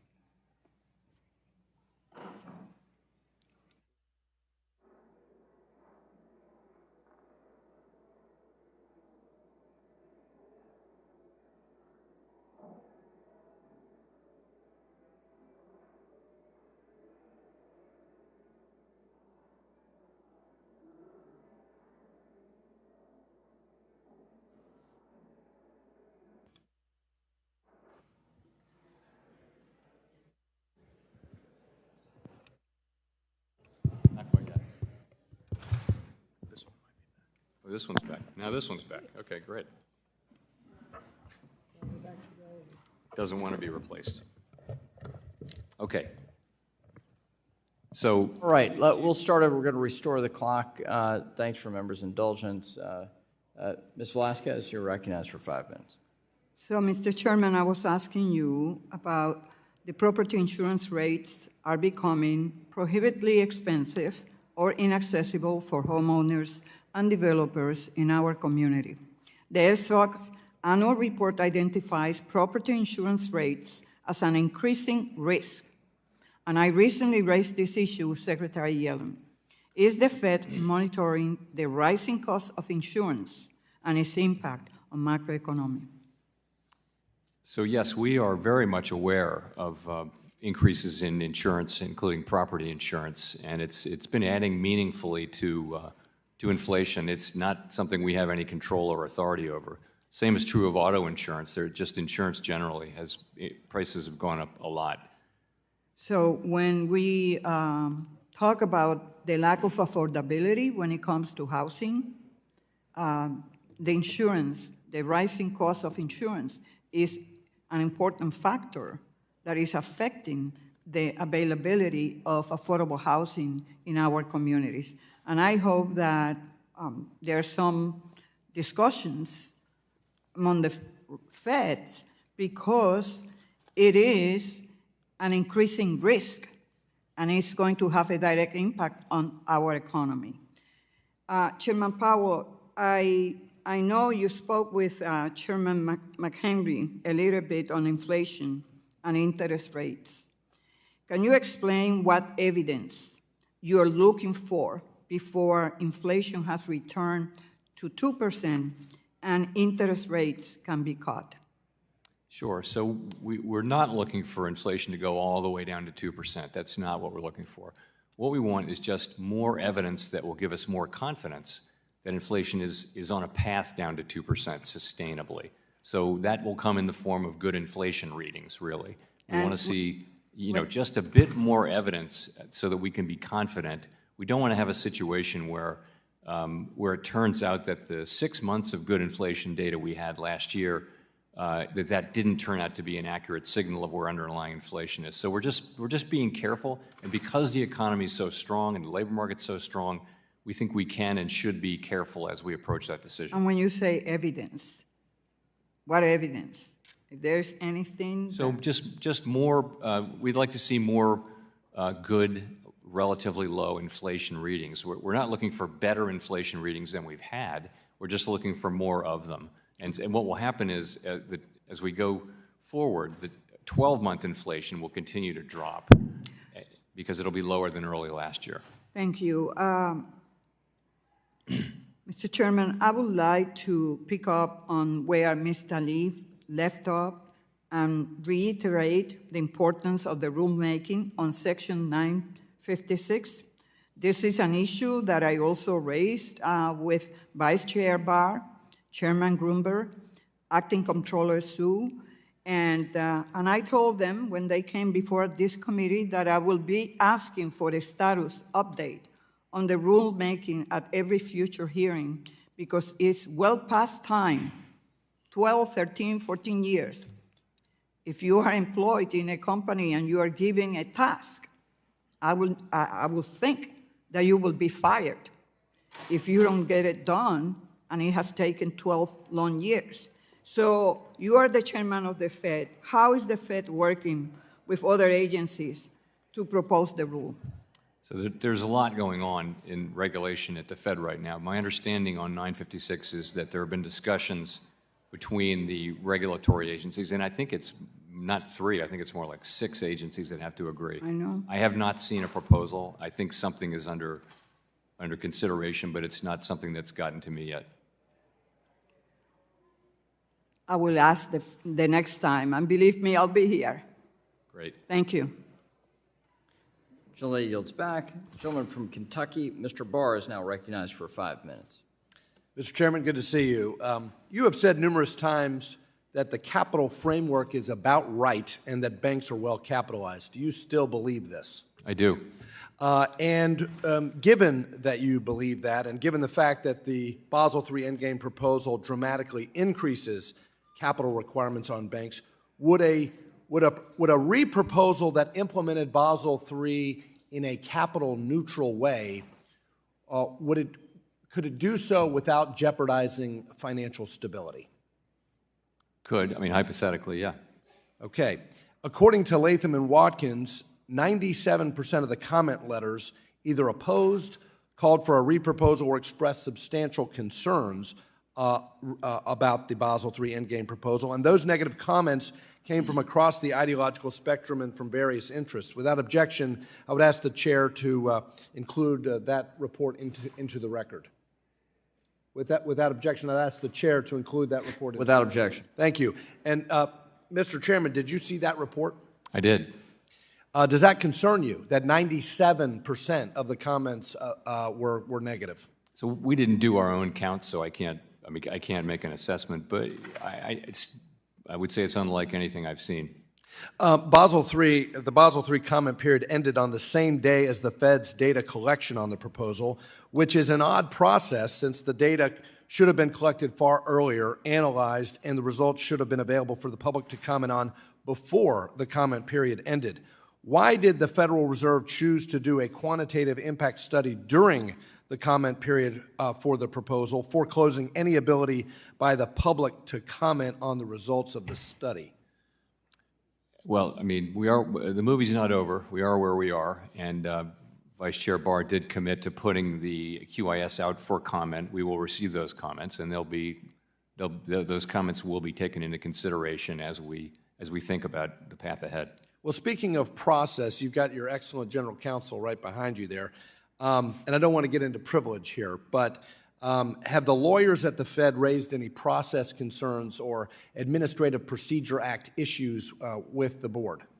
Let me just say that we're committed to doing transparent and reasonable and data-based rulemaking in compliance with the Administrative Procedure Act. Well, of course, giving the public the ability to comment on the quantitative data that has been provided obviously is consistent with good process. Sir, Governors Bowman and Waller, Vice Chair Hill, and Director McKernan all dissented on the proposal, and Vice Chair Jefferson expressed concerns with it during his statement. Under your tenure as chair, can you identify any other regulatory proposal which has elicited this much dissent? No.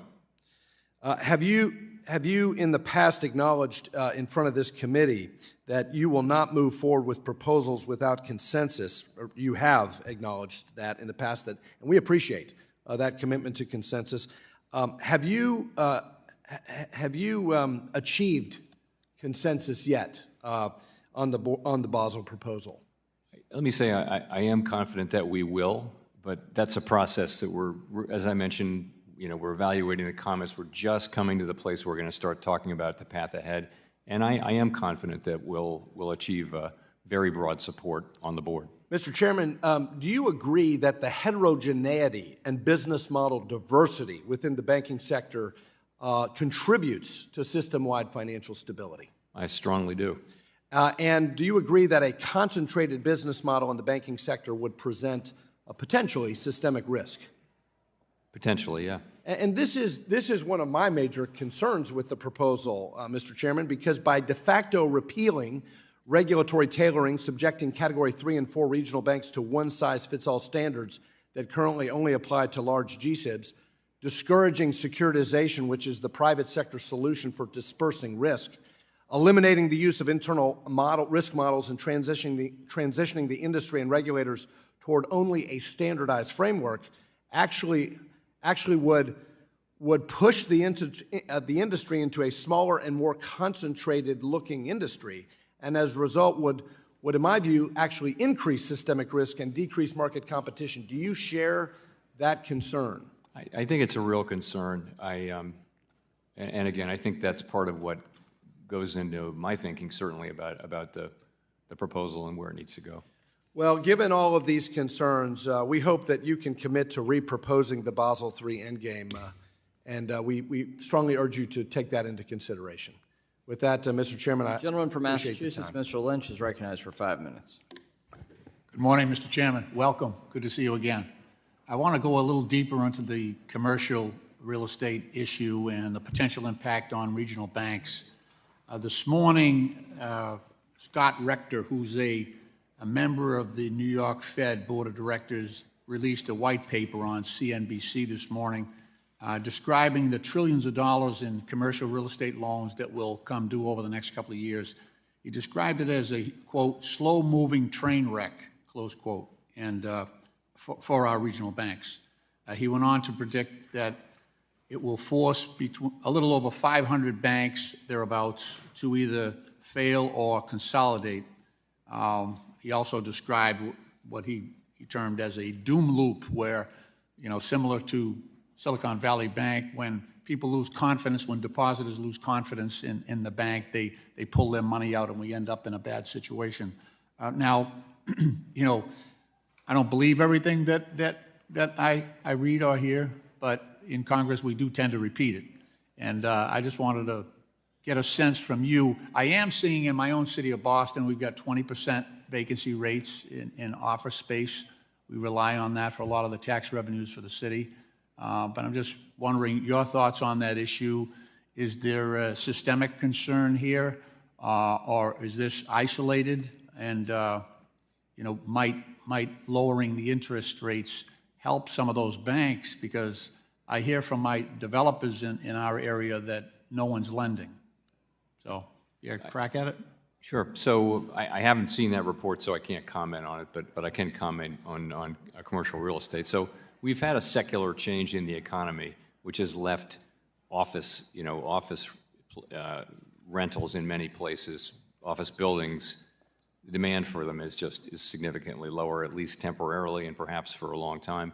And also the same is true for downtown, in some places, downtown retail that's associated with office workers. So it's a shock to the system, and we've known this for some time, and we've gone through the commercial banks in the United States, and so have the other regulators. We've done it jointly, and identified the ones that have high concentration and are going to need to deal with that. And so we've been in contact with those banks, and talking to them about how they're going to deal with this. How are they going to absorb these losses? Do they have enough capital? Do they have the liquidity? Do they have a plan to do this? And is it consistent with their lending practices and that kind of thing? So it's going to be something we work through over a period of years. I do think it's slow moving. I think that part of it is right. You ask about 500 banks. I have no idea about that number.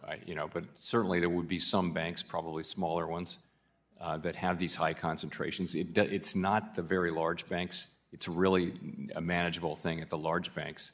So I think that's what it's going to be, and it's a serious problem, and more serious in some locations and jurisdictions and with some banks than others. But it's one we'll be working through. And I think that's how I would think about it.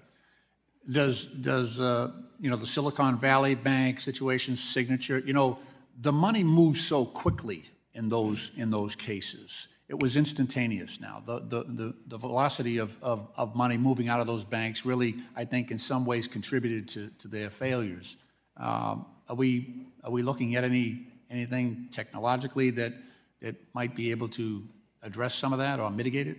Sure. So we also, after Silicon Valley Bank, we got in contact with and worked with financial institutions that had high concentrations of uninsured deposits, and many of them have greatly improved their liquidity position. So that's the thing that we're working on. Okay. As you probably know, we're also working on some liquidity rules, which will strengthen our framework of liquidity rules. But that's something we haven't proposed yet. Let me ask you something off topic. So we know that Russia has about $300 billion in U.S. We've frozen assets, Russian assets of about $300 billion between U.S. and European banks. You want to comment on that? What I'd like to see is us give that to Ukraine, to be honest with you. I know that's a very simplistic idea, but I'm just wondering if there's any historic example that we could look to if Congress has to take the necessary steps to redirect that money to Ukraine so they can feed their people and fight that war. This whole area of sanctions and foreign assets and things like that is really controlled and directed by the administration, by the elected branch of government. All we are is just a technical seat around, in the back row to help. We don't make those decisions, and I wouldn't comment. I know you're big on history. I was just wondering if there was any examples out there that we might provide guidance to us. Gentleman's time's expired.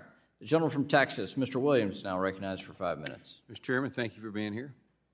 When I'm back in my district in Texas, I'm constantly hearing concerns surrounding the fundamentally flawed Basel III. We've talked at length about that today, endgame proposal. These concerns are not only coming from my banking industry, but also from farmers, ranchers, small business owners who are concerned about how this proposal will impact the ability to access capital in the future. And to all of us, did it not raise alarms? And we've heard about the 97% today of public comments on this proposal, and they all came out negative. And Americans across all sectors are worried about the disastrous implications that will follow this proposal and have tried to make that known to banking regulators who continue to ignore them. It is time for federal regulators to take these concerns seriously and, quite frankly, just, I believe, start over. So I urge you and your colleagues to rethink the misguided policy and do what is best for American people, small business, Main Street America, and withdraw the Basel III proposal. Now, Chairman Powell, given the concerns raised by financial institutions, again, farmers, ranchers, et cetera, and other communities across the country, can you elaborate on how the Federal Reserve is responding to and addressing these comments that are mostly negative and request modification, delay, or complete withdrawal of the proposal of Basel? Yes, I will. So we're in the process of reviewing the comments. They were quite voluminous. They were very detailed, a lot of data, a lot of analysis, and that's just what we wanted. So we've got those, and now it's a lot. It's hundreds of them, and we're going through them, and we're just at the point where we're about to begin then turning to the question of what changes should we make to the proposal. We haven't made any decisions. We haven't really gotten to that stage yet, but we're getting, remember, we only got the comments less than 2 months ago, so it's just we're at that stage. So we're looking at it. As I mentioned, my own view is that there will be material and broad changes to the proposal as we go forward, and we haven't really made decisions yet, though. It's just a little bit early for that. We're glad you're looking at it. I want to bring up the long-term debt proposal rule, which would require banks to issue enough long-term debt to cover capital losses. Now, Congress worked to pass legislation requiring the tailoring of regulations to the size of a financial institution. This is meant to protect banks of all sizes and allow for families and businesses in my district to have options to meet their lending needs. So the Fed's long-term debt proposal would undo any sort of regulatory tailoring and puts into place a new long-term debt issuance requirements on regional banks, which require these banks to issue long-term debt both at the parent holding company level and the IDI level. Now, these regional banks will face increased costs when they are already facing towering regulatory burdens from this administration, and those are the banks that people do business with. So, Mr. Chairman, do you believe that this proposal rule goes against the requirements of S2155, the Economic Growth, Regulatory Relief, and Consumer Protection Act, and will you commit to exploring this issue further with your colleagues?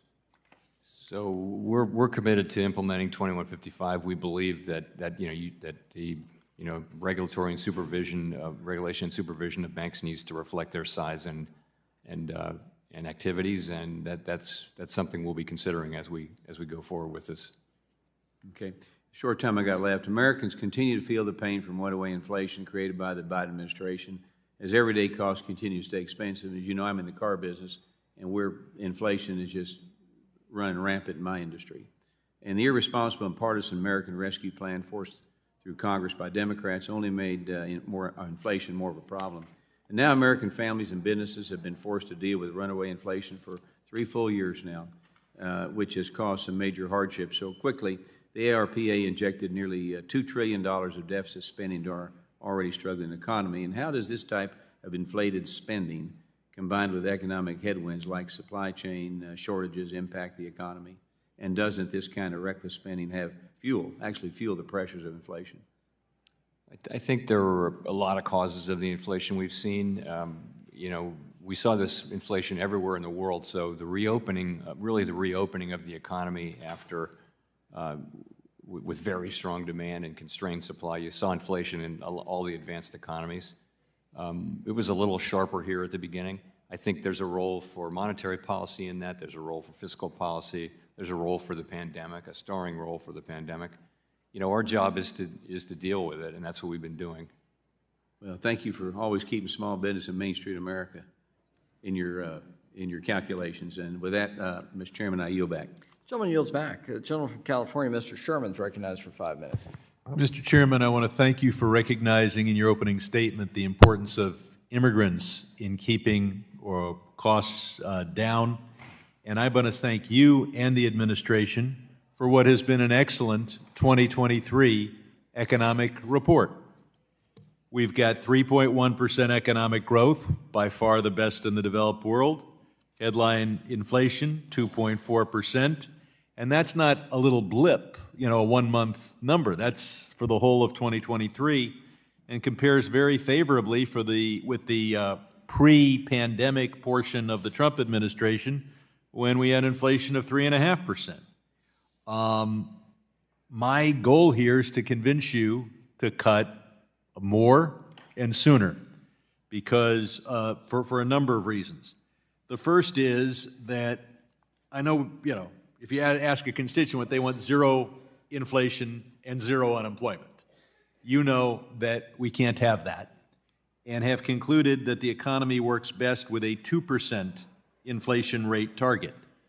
But I've looked at the history of that 2% number. It seems to come from Auckland from the 1980s.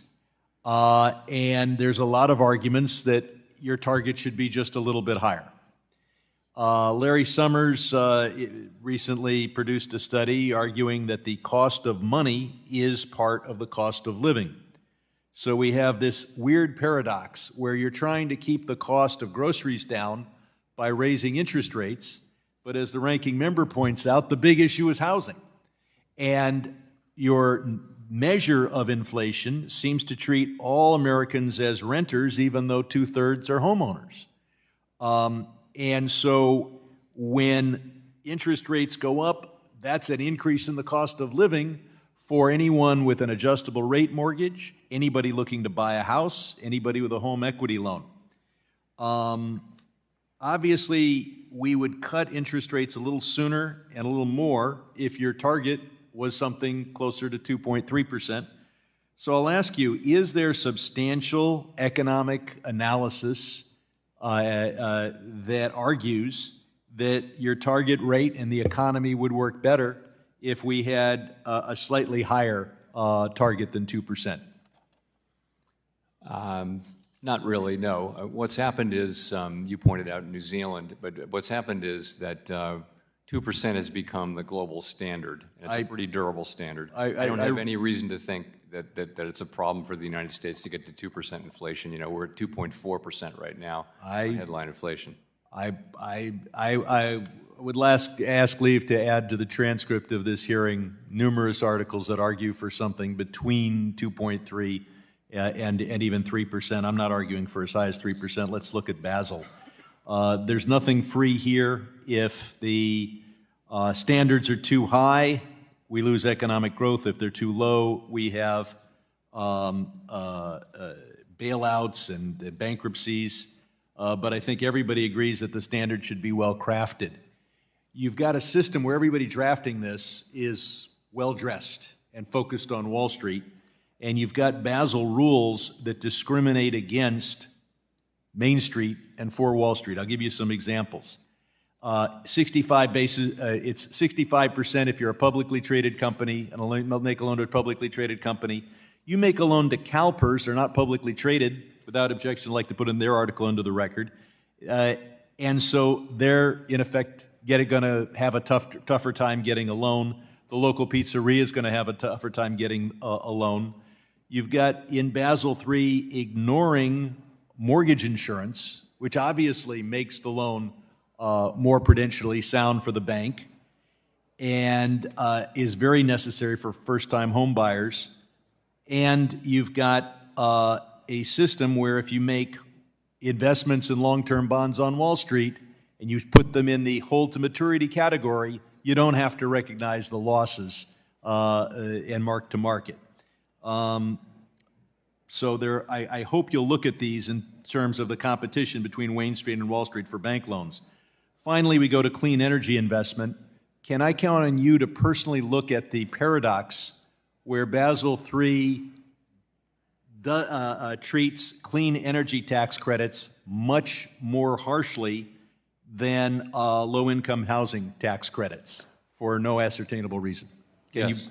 Thank you. Gentleman's time has expired. The gentleman from Georgia, Mr. Loudermilk, is recognized for 5 minutes. Well, thank you, Mr. Chairman. Mr. Powell, thank you for being here today. I'm concerned with the small dollar credit for businesses. As a former business owner for over 20 years, I can attest that as the small dollar business credit becomes more expensive and less convenient, businesses are going to turn to credit cards and other alternative financing for business purchases. These inevitably result in even higher costs, which goes down to the consumer, which means that they're going to pay more for the services or the products.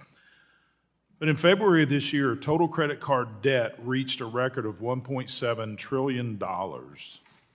According to Intuit's Small Business Index annual report, average monthly credit card balances were 27% higher in 2023 than they were in 2019. What do you view as the driving force behind these record high levels of credit card debt? Part of it would be growth in the economy, so that'll be part of it. Just that it's a bigger economy and a bigger number. I'm not sure what that is. As you know, people had lots of extra cash during the pandemic from forced savings. They've spent that down. Now they're borrowing. I'm not sure. So, if there was a rule to force banks to tighten lending, do you think the rule would drive businesses and consumers to alternative forms of credit? I do. I think, if you raise lending costs for banks, then at the margin that will make non-bank lenders, they'll get some of that business. And if it becomes more complex or less convenient, then businesses will turn to these alternative forms like credit card. I can tell you that from experience. Yes. Well, I've called for the withdrawal of the Basel III endgame proposal entirely. Will you commit to an analysis of how bank capital proposals like Basel affect small business credit access and the small dollar lending before finalizing such proposals? I commit to that. Let me look into that. I don't want to make a commitment that I'll undertake some big study, but we'll look at the issue. Do you feel it's important that we do have an understanding the effect it's going to have on small businesses? The backbone. It's the bloodline of our economy. They create the jobs. That's right. I do agree. Yeah. Okay. The chairman asked you for your thoughts on withdrawing or reproposing the Basel III endgame proposal. Have you specifically discussed withdrawing the proposal with Vice Chairman Michael Barr or the other governors? So I don't want to get into our internal doings, but I will say that I understand it is a live option. Again, we're not at a stage of being able to even have that discussion yet because we've got to decide first what changes do we think are appropriate, and that'll take a little time, and then the question will be reproposal. What I said is, when we get to that point, if reproposal is the right thing to do, we're not going to hesitate at all. It's a perfectly live option. All right. In the current environment we have in politics in this country, there's not a lot that you find bipartisan agreement on, but I think you could find some agreement in withdrawing that proposal. Can you explain the importance of broad consensus at the Fed on proposals like B3E? Are you concerned with recent trends of disagreement among board members related to major proposals? So I think we're going to get to broad consensus at the Fed. I do. I think it's very important. This has been our culture that we try to find common ground, and we've been able to do that in the regulatory space, and I expect we will be here as well. And I'm committed to that. Could it be that we're seeing this level of disagreement because of extreme measures that are being taken now that may not have been taken in the past? I mean, a total difference of opinion and understanding and philosophy regarding a free market economy.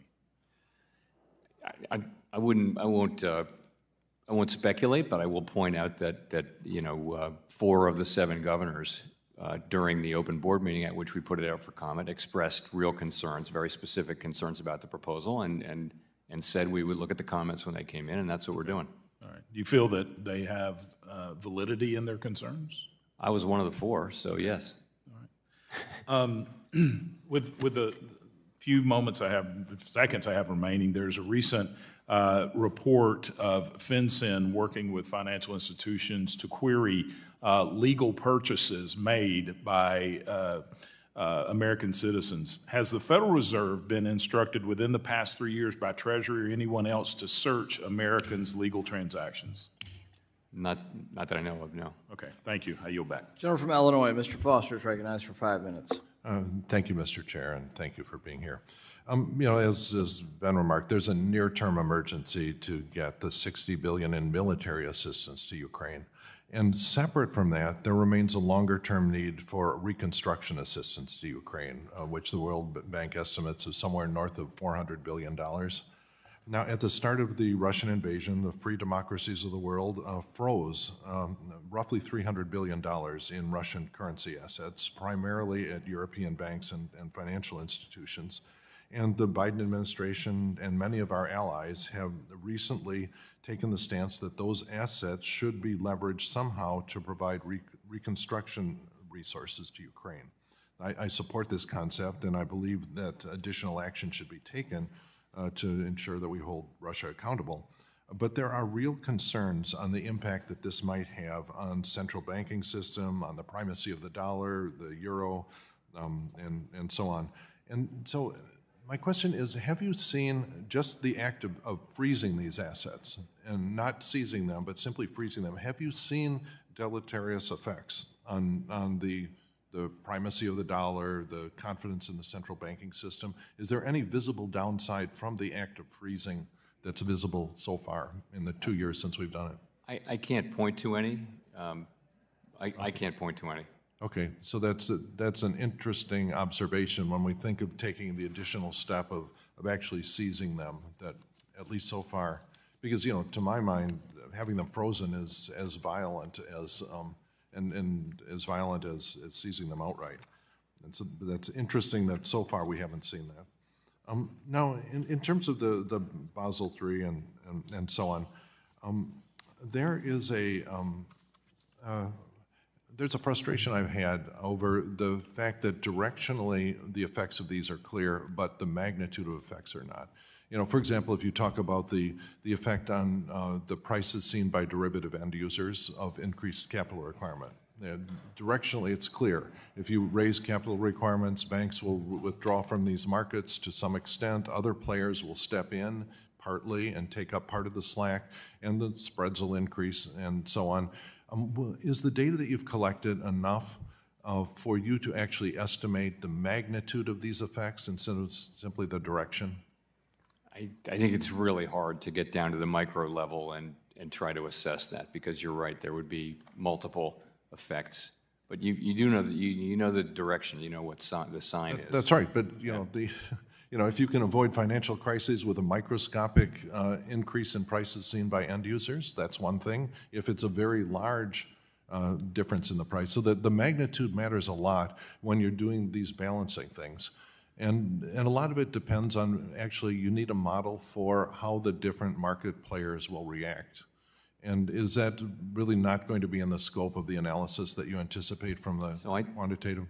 I believe we have done some work on that, and I think the banks and other participants have done work on that as well, and come up with a range of answers. But you know, this is I mean, there are just an awful lot of variables in these equations, so it's hard to say with any confidence. I mean, that's why it's hard to. The job of deciding the precise level of appropriate capital is a hard one. Yeah, and now with you know, with 10 years, we've had two major crises with both a fiscal and a monetary response. Are there the lessons that you can learn now that, you know, I believe, and it seems like your testimony indicates that we're kind of approaching back to normal now, and we've seen in the crisis of 15 years ago, we saw what many people thought was an inadequate fiscal response, that the fiscal response was, you know, less than half of the output gap, and we limited by political, you know, political will to do things. And then, of course, you were limited by the zero bound in what you could do for most of a decade, and we had a long recovery.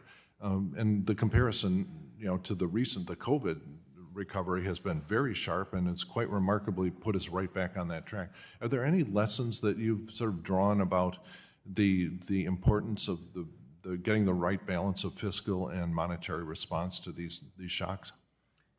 So we think about that a lot, and I think I have to start by saying it's too soon to really tell, because the answers you would give today, the picture looks very different than what it looked like a year ago.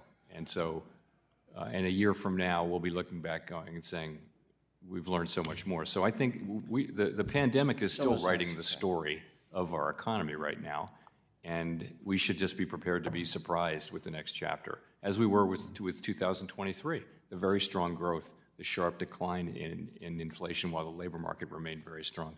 Very few forecasters had that, but we can talk about it. Gentleman's time has expired. We'll now go to the gentleman from Ohio, Mr. Davidson, for 5 minutes. Thank you, Chairman. Chairman Powell, thank you for being here today and for your testimony. I'd like to start off, first of all, by completely echoing everything Congressman Barr said. A lot of us have talked about Basel III endgame, and I think Congressman Barr kind of nailed the thought process. I do hope you'll kind of withdraw that and take the comments you've heard from here and from so many others about the hazards with the current approach. But I'd also like to address one of the other practices by the Federal Reserve, and it's the practice of paying interest on excess reserve balances held with the Fed accounts. It's my strong belief that rewarding banks with returns for taking no market risk actually harms our economy, and it discourages financial institutions from lending money into the economy. Instead, they park it at the Fed. This has little to no impact on very large corporations, but it can have a crippling impact on small and mid-market firms.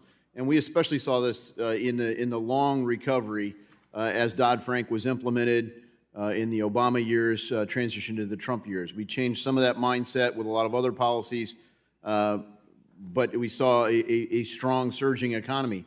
So our country would pay a price for this market distortion by the Fed in two ways. First, they're unable to obtain loans at competitive rates because the money is sucked out of the market. Frankly, a lot of them don't even have access to lending except through bank capital. So it forces them into other forms of capital, equity capital, and others. Second, they ultimately pay higher rates whenever they have these alternative means of capital.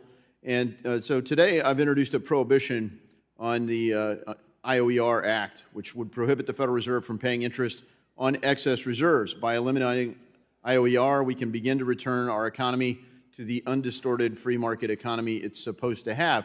The alternative is you could simply raise requirements. We see some of those moral hazards when you do it across the board with approach like Basel. So what's your case for why you should keep paying interest on excess reserves? Well, as you know, we don't see the downsides that you're talking about. You know, banks have a cost of funds and they have what they can earn, and that's what really matters is the spread. And if they wanted to do it, they could simply buy treasuries on their own, and they could do that independently. I suppose they can independently keep it at the Fed, but they don't have to buy. They don't even have to put it on their own balance sheets in the same way. They've got immediate liquidity with Fed overnight account. So I don't see how that's different than what they could already do. What I was going to say was, you know, banks can earn a much bigger spread by lending to corporates. So their incentive to lend is the same as it always was.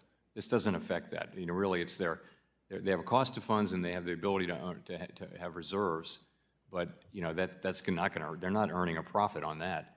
So, or a big one. They can earn a much bigger profit by lending to small corporates. Well, speaking of profit, I mean, the Federal Reserve isn't officially supposed to be a for-profit corporation, but you are supposed to pay for your operating costs off of positive cash flow. And right now, the Fed doesn't have positive cash flow. In fact, the Fed has negative cash flow.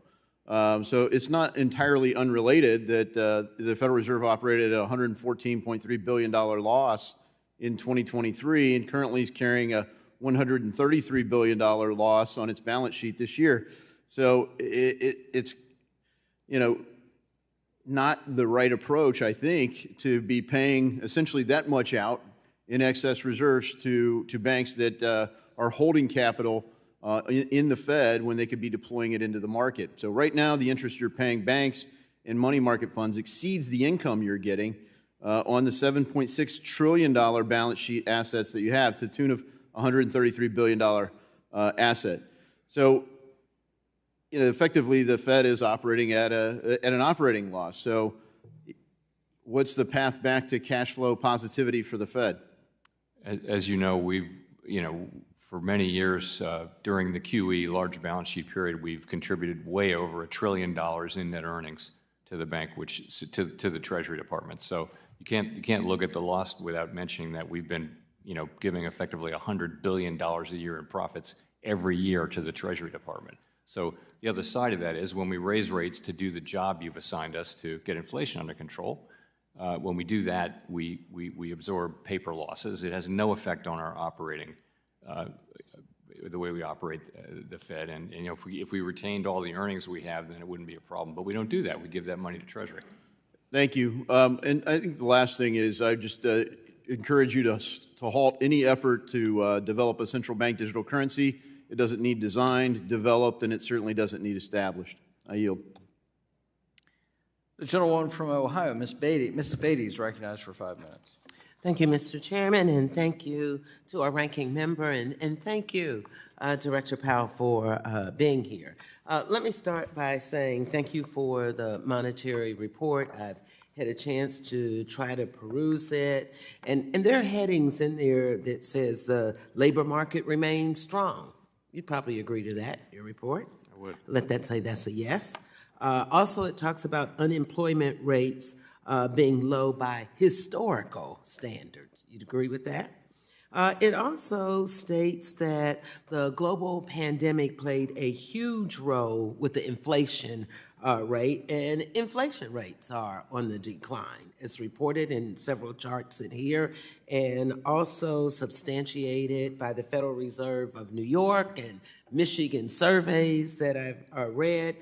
It also talks about job gains and uses the word robust jobs. So I want to thank you for educating us on that. And Mr. Chairman, I'd like the record to show that all of this also resulted during the Biden-Harris administration of making sure. So often we hear in this committee and other committees about what the administration is not doing and what our economy and jobs look like. Now let me move on to something that's very dear to me, and want to thank our ranking member for bringing it up, and that's the lack of affordable housing, which is one of the primary things that I hear about when I'm back home. I'm on more panels to try to explain what you do, what we do, or oftentimes what we don't do, and why we have this. While I know that interest rate hikes have successfully brought down the inflation, rising rates have also had an adverse effect on the cost and the pace of housing construction and costs. Are you concerned about the effects that interest rate hikes are having on the cost of financing new construction? And the second part, how do you expect to control for long-term housing inflation that might have a potential rate cuts, how it might affect that? So our policy to bring inflation down is to raise interest rates, and that works through several channels. One of them is probably the most important, is interest-sensitive spending, and within that you have housing and durable goods and things like that. So, you know, during the early days of the pandemic, the housing industry was about to all go bankrupt, and all of the facilities that we did really supported that industry through their critical time. When we're going in the other direction, when we're raising rates, housing is definitely affected. We understand that. It's not something we want to have happen, just it is the reality that housing will slow a lot when you raise interest rates. We've done that, and we're doing it for the longer run benefit of the people we serve to restore price stability, which is beyond value for people to have price stability. We get it that in the near term, that's higher rates, that's fewer sales, people are locked into low rate mortgages, we get all that, but we got to do this because it'll benefit the country and people in the longer run. And I have a great appreciation for that. But also when I go back home to the district, what I hear a lot from agencies and individuals who work with advocacy groups, that the effects of interest rate hikes are not borne equally to all American households. So we hear that. And there's no doubt that low income and minority communities are hit the highest or the hardest by these monetary policy changes. Black households and business owners have historically faced challenges with home ownership and access to capital, and they're disproportionately impacted by the rate hikes. Does the Fed, do you have anything that you could help me with this dilemma and how we can better achieve economic goals in a more precise and equitable manner? So I think it's working. You see inflation coming down, and that's why I do think it's likely at some time this year, if the economy, proceeds along the path we expect, that we will begin to reduce rates. So that's really the path that we're on, and I do hope it works out that way. And when you say, I don't have a lot of time, but when you say economy, what does that mean? Helping poor people and black people get more jobs, more money? So our forecast is for continued strong growth, a continued strong labor market with wages going up and also with inflation coming down. So that kind of an economy. Okay, my time is up. I yield back. Thank you. The gentleman from Tennessee, Mr. Rose, is now recognized for 5 minutes. Thank you, Chairman McHenry and Ranking Member Waters, for holding this hearing, and thank you, Chair Powell, for being with us today. I'd like to start by discussing the Independent Automated Teller Machine Owners or Operators section of the Bank Secrecy Act Examination Manual. I want to ensure that financial institutions will not be discouraged from providing banking services to the independently owned ATM industry. In 2021, you made it clear that the industry does not automatically present a higher risk for illicit finance. I'd like to know what efforts have been made by the Federal Reserve to fully communicate that position to financial institutions across the country. I will have to get back to you on that one. All right. Thank you. Well, and so I might just add, listening to independent ATM operators over the time that I've served in Congress, I've come to understand that unfortunately, and it was in the Bank Examiner's Manual up until just about a couple years ago, these operators were identified as being extraordinarily risky, and that was causing them to be debanked in many cases. So I do hope that you'll take a look at that and make sure that we're communicating that to financial institutions and, most importantly, to the regulators. Chair Powell, Tennessee is home to over 1,000 foreign-based businesses that have chosen to invest in our state and create more than 160,000 jobs. These jobs are reliant upon cross-border financing provided by global banks, including foreign banking organizations.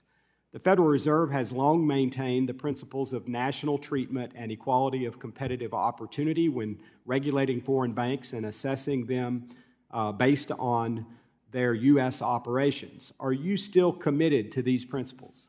Yes. And how will these principles be reflected as you move to finalize the Basel Endgame proposal? So we have received a whole separate set of comments from the foreign banks, and we'll look at those, very much in that spirit and make appropriate changes. Thank you. Chair Powell, the Basel III Endgame will incentivize firms to transfer credit risks off their balance sheets. One avenue for such a transfer is synthetic securitization, the framework of which must be approved by the Federal Reserve. However, it is my understanding that there is a substantial backlog of reviews and approvals of these securitization frameworks. It is concerning that the Federal Reserve is directed to is directing the risk transfer, yet also impeding it, in my view. Can you comment or can you commit to reviewing this approval process and taking steps to reduce the backlog of pending securitization applications? So, as I understand it, these transactions are becoming popular right now. There's a lot of appetite to do them, and we're not stopping them. We're just being careful because there were similar things that happened about credit risk transfer during the global financial crisis that didn't actually work out. So we want to make sure that these structures really do actually durably transfer, and we think that they do, but we just need to be careful because the last experience with these was difficult back in the last crisis. So it's just something that we're not intending to slow these down, and I think we'll try to get through it. Is it a lack of available resources to apply to the approval process, or is it an intentional slow walking to make sure that every I is dotted, every T crossed? I don't actually know, but I do. What I heard was, what I have been told is, we're not stopping these, but we're going to be careful with them and just be absolutely careful that they really do transfer credit risk in a durable, kind of sustained way. And that's the thing. And I don't think it's an intention to go slow or to have a backlog. It's just, and so I don't know what the staffing issue is. We'll check All right, thank you. As the Federal Reserve continues to consider proposals designed and debated in Europe, such as Basel III, has the Federal Reserve's Supervisory Climate Committee or the Financial Stability Committee had any discussions regarding the adoption of ESG risks in capital requirements? I don't know. Has there been any discussion in other committees regarding the adoption of ESG risks in capital requirements? Any discussion, I really don't know. Let me say that's not something we're considering, but when you ask me any discussion, I don't know. It's not a priority in capital requirements. To put it mildly, yeah. Okay. Thank you. I see my time is running out. I appreciate your answers, and any further light you can shed on those matters, I'd appreciate. I yield back, Mr. Chairman. The gentleman from Illinois, Mr. Caston, is now recognized for 5 minutes. Thank you, Mr. Chairman, and thank you, Mr. Chairman, for being here today. I want to start just with following up on the exchange you had with Mr. Sherman. As I think you know, I led a letter with 106 of my colleagues with concerns about specifically the clean energy tax equity provisions in Basel. I appreciate your commitment to look at that. I wonder if I could just put a little bit of a sharper point on it. Can you look at that before the rule is finalized and potentially issue some sort of an addendum to the rule? The concern I have is the number of banks who are a little bit frozen right now, waiting for some clarity on that, and I'd prefer we not slow down the rate of clean energy investing in our country if we don't have to. I don't know. I mean, I think there's a proposal, and we're well aware of the commentary, and we're going to react appropriately. I don't know that we can pull one thing out of line and deal with it. But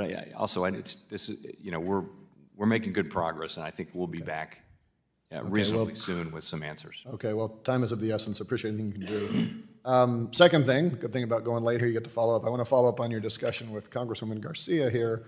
I really appreciated your comments in the 60 Minutes interview last month when you mentioned that immigration is a big part of the story of the labor market coming back into balance. Now, generally, and correct me if I'm wrong, more immigration is generally going to ease inflationary pressure. Is that all else equal? Is that a safe characterization? It's probably closer to neutral, actually, because people come in, they also spend. So it's not clear that immigrants coming in, they add to GDP. Okay, so either we're going to get economic growth and/or downward pressure on wages. More workers, wages might go up a little bit less, but at the same time they're also spending. So we had this conversation.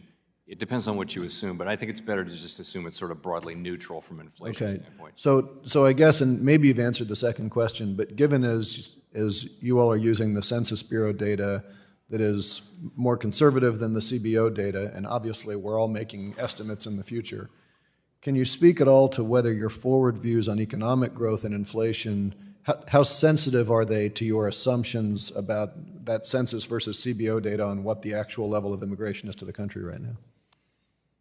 I think the CBO assumptions are meaningfully higher and would affect growth and would be part of the explanation why growth was strong last year and would be a reason to expect. I mean, it's not the main reason, but it would definitely add to growth this year. And I wouldn't say that we accept one version or the other. We study the CBO numbers carefully. We're just trying to get to the right answer. And I think the CBO shows, and they say so, stronger growth, higher growth, more people. I don't know the per capita growth goes up, but the absolute level of growth goes up. Okay. Last question. I think there's a lot of good news in the monetary report that you all just issued around wage growth. We've seen, the lower quartile of earners starting to close some of those historic gaps. We've seen minority groups and women start to close some of those gaps. What I didn't see, and I don't know if this is because you all haven't done it or I just didn't read closely enough, have you seen any gaps regionally within the U.S.? Are there parts of the country that are seeing stronger wage growth than others? There are. I don't have that off the top of my head. I want to go back and, if I can just, when I talked about immigration, I think that the immigration story for last year was part of the positive supply shock and was part of the reason why inflation came down. I was really asking the question over the longer run. Fair enough. And there, I think it's more of be neutral. I appreciate that. I want to just close on this regional piece because the Atlanta Fed, which is the best I could find that looks to do at least some by census regions, that as I look through, there's and you look at which regions are consistently running above, I think that New England and the West are consistently showing wage increase above average, and the West, South, Central, Texas, Oklahoma, Arkansas, Louisiana are consistently, I think going back to like July of 2022, consistently seeing wage growth below average. And I appreciate you're not going to wade into a political question here, but those are all right-to-work states, where it's harder to unionize, where it's harder to organize. And what I'm wondering is, without asking you to opine on policy, have you all at the Fed done any analysis that says, as we look at when there are gains in labor productivity, does that gain in labor productivity, is it more likely to accrue to workers in those states where there's a stronger union presence, easier to organize, and more bargaining power for labor as opposed to capital? My guess is there's plenty of research around that area, not necessarily at the Fed, but we'll take a look and come back to you. Okay. All right. Thank you. I yield back. Gentleman's time's expired. Now go to the gentleman from South Carolina, Mr. Timmons, for 5 minutes. Thank you, Mr. Chairman, and thank you, Chairman Powell, for being here today. We continue to appreciate your work and the work of the Federal Reserve on behalf of the American people. In August of 2023, the Federal Reserve, FDIC, and OCC released the NPR requiring the issuance of long-term debt for Category 2, 3, and 4 banks. As you may know, I, along with many of my colleagues, authored a letter to each agency expressing concerns regarding the lack of tailoring in the proposal and shortcomings in estimating the actual cost of the proposed rules. I'm concerned that these shortfalls will negatively impact lending in my district, and when combined with the other ongoing regulatory proposals, could cause further consolidation of the banking industry. It appears that the Federal Reserve has primarily deferred to the FDIC concerning the proposal. Could you shed light on the Federal Reserve's role within the rulemaking process concerning the long-term debt proposal? And have you provided input regarding the proposal's interplay with Basel III Endgame? I think we're one of the proposers of the rule, just like the other agencies are. And right now we're looking at the comments that we've gotten. That comment period, I believe, has closed. Yeah, and so we're very much in reading those comments as the law. You're in the middle of it, fair to say. are. Okay, thank you. I'm concerned that the long-term debt proposal's lack of tailoring contradicts the statutory requirements of the Economic Growth, Regulatory Relief, and Consumer Protection Act. Instead of applying tailoring principles, this proposal creates Category 2, 3, and 4 financial institutions identically for the purposes of long-term debt issuances. Additionally, the proposal unduly burdens Category 2, 3, and 4 banks by requiring them to issue long-term debt at both the parent holding company and bank level, which actually could be viewed as reverse tailoring, considering GSIBs are only required to issue debt at the parent company level. What is the underlying rationale behind this dual requirement, particularly when such a mandate is not imposed on our largest banks? And do you believe that this represents a tailored approach as required by the statute? So that tailoring question is one of the questions we'll be asking ourselves as part of our review of the comments. Thank you. It's my understanding that Category 4 banks were not included in the original advance notice of proposed rulemaking for the long-term debt rule released in the fall of 2022. Is that your understanding as well? I didn't catch that. Did the advance notice that was released in the fall of 22 include Category 4 banks? It's my understanding that it did not. I can't confirm that, to be honest. Well, I think that's something that you should take into account because the Category 2 and 3 banks have had an additional year to foresee this challenge, and so Category 4 banks are really behind the 8 ball. And yeah, so I guess my next question is, do you believe regulatory agencies should provide smaller regional banks longer than the 3-year phase-in period to meet any final long-term debt requirements? It's a good question. That's one of the comments we've gotten, and we'll be looking at that. I just think if we're going to impose these new regulations, giving everyone the same opportunity to comply with them is something worth considering. I guess one final question. If these proposed regulatory changes had been in effect prior to the fall of SVB and Signature, do you believe the outcome would have been different? Because honestly, I don't think anything would have changed. It's a hypothetical. I'm tempted to say that if there had been more long-term debt there that was specifically there to absorb losses.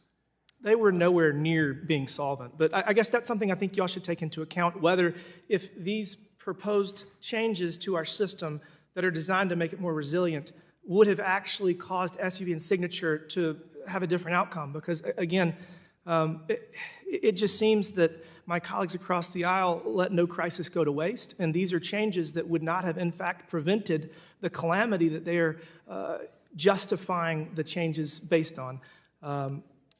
Thank you for being here today, and with that, Mr. Chairman, I yield back.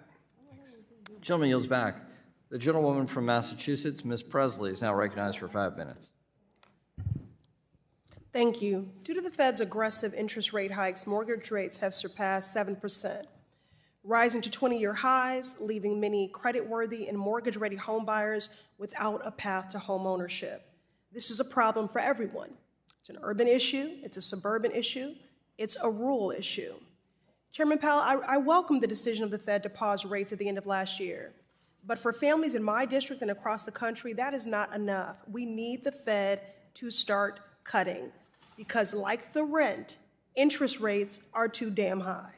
Chairman Powell, you've previously indicated that the Fed may cut rates this year. What would you expect the impact of lowering interest rates to be on the housing market specifically, including the rental, purchase, and construction market? So we know that higher rates, of course, have slowed down the rate of activity. So if at such time as we start to lower interest rates, housing market will pick up broadly across new home construction and new home sales. The number, as you know, many households are in very low rate mortgages, and they really can't sell because they have to refinance into a high rate mortgage.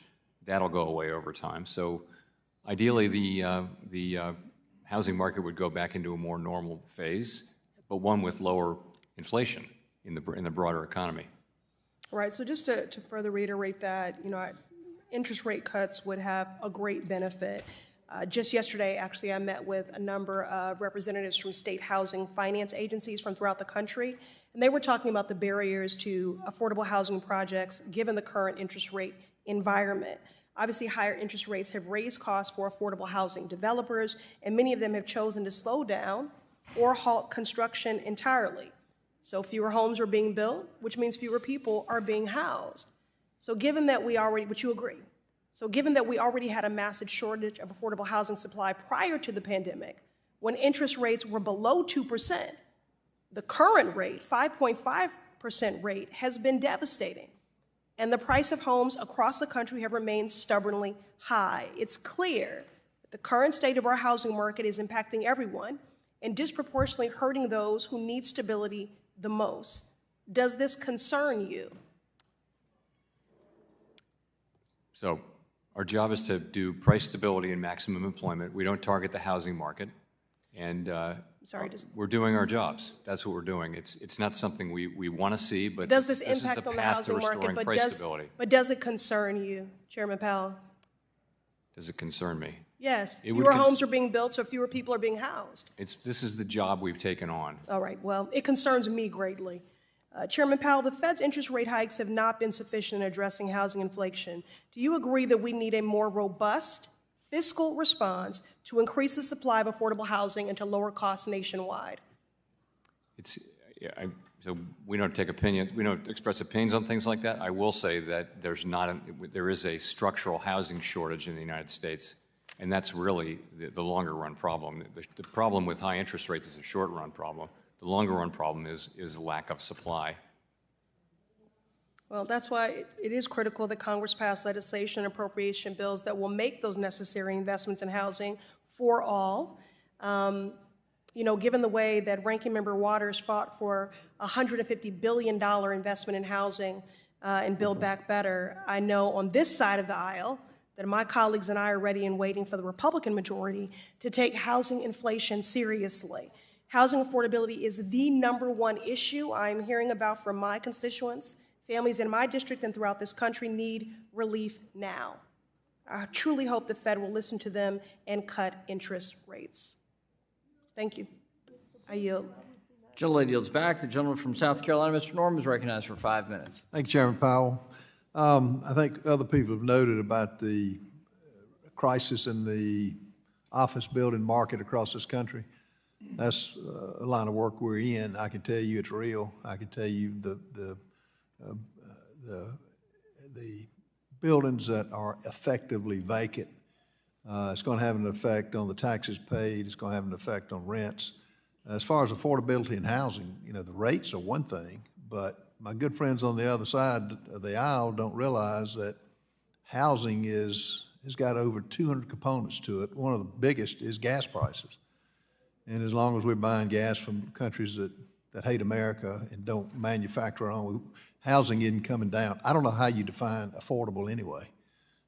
It's going to continue a downward slide. And I'm from a state in South Carolina that people are moving in. And we're not going to have the housing starts that we should have because of the policies of the Biden administration, which is train wrecking this entire economy.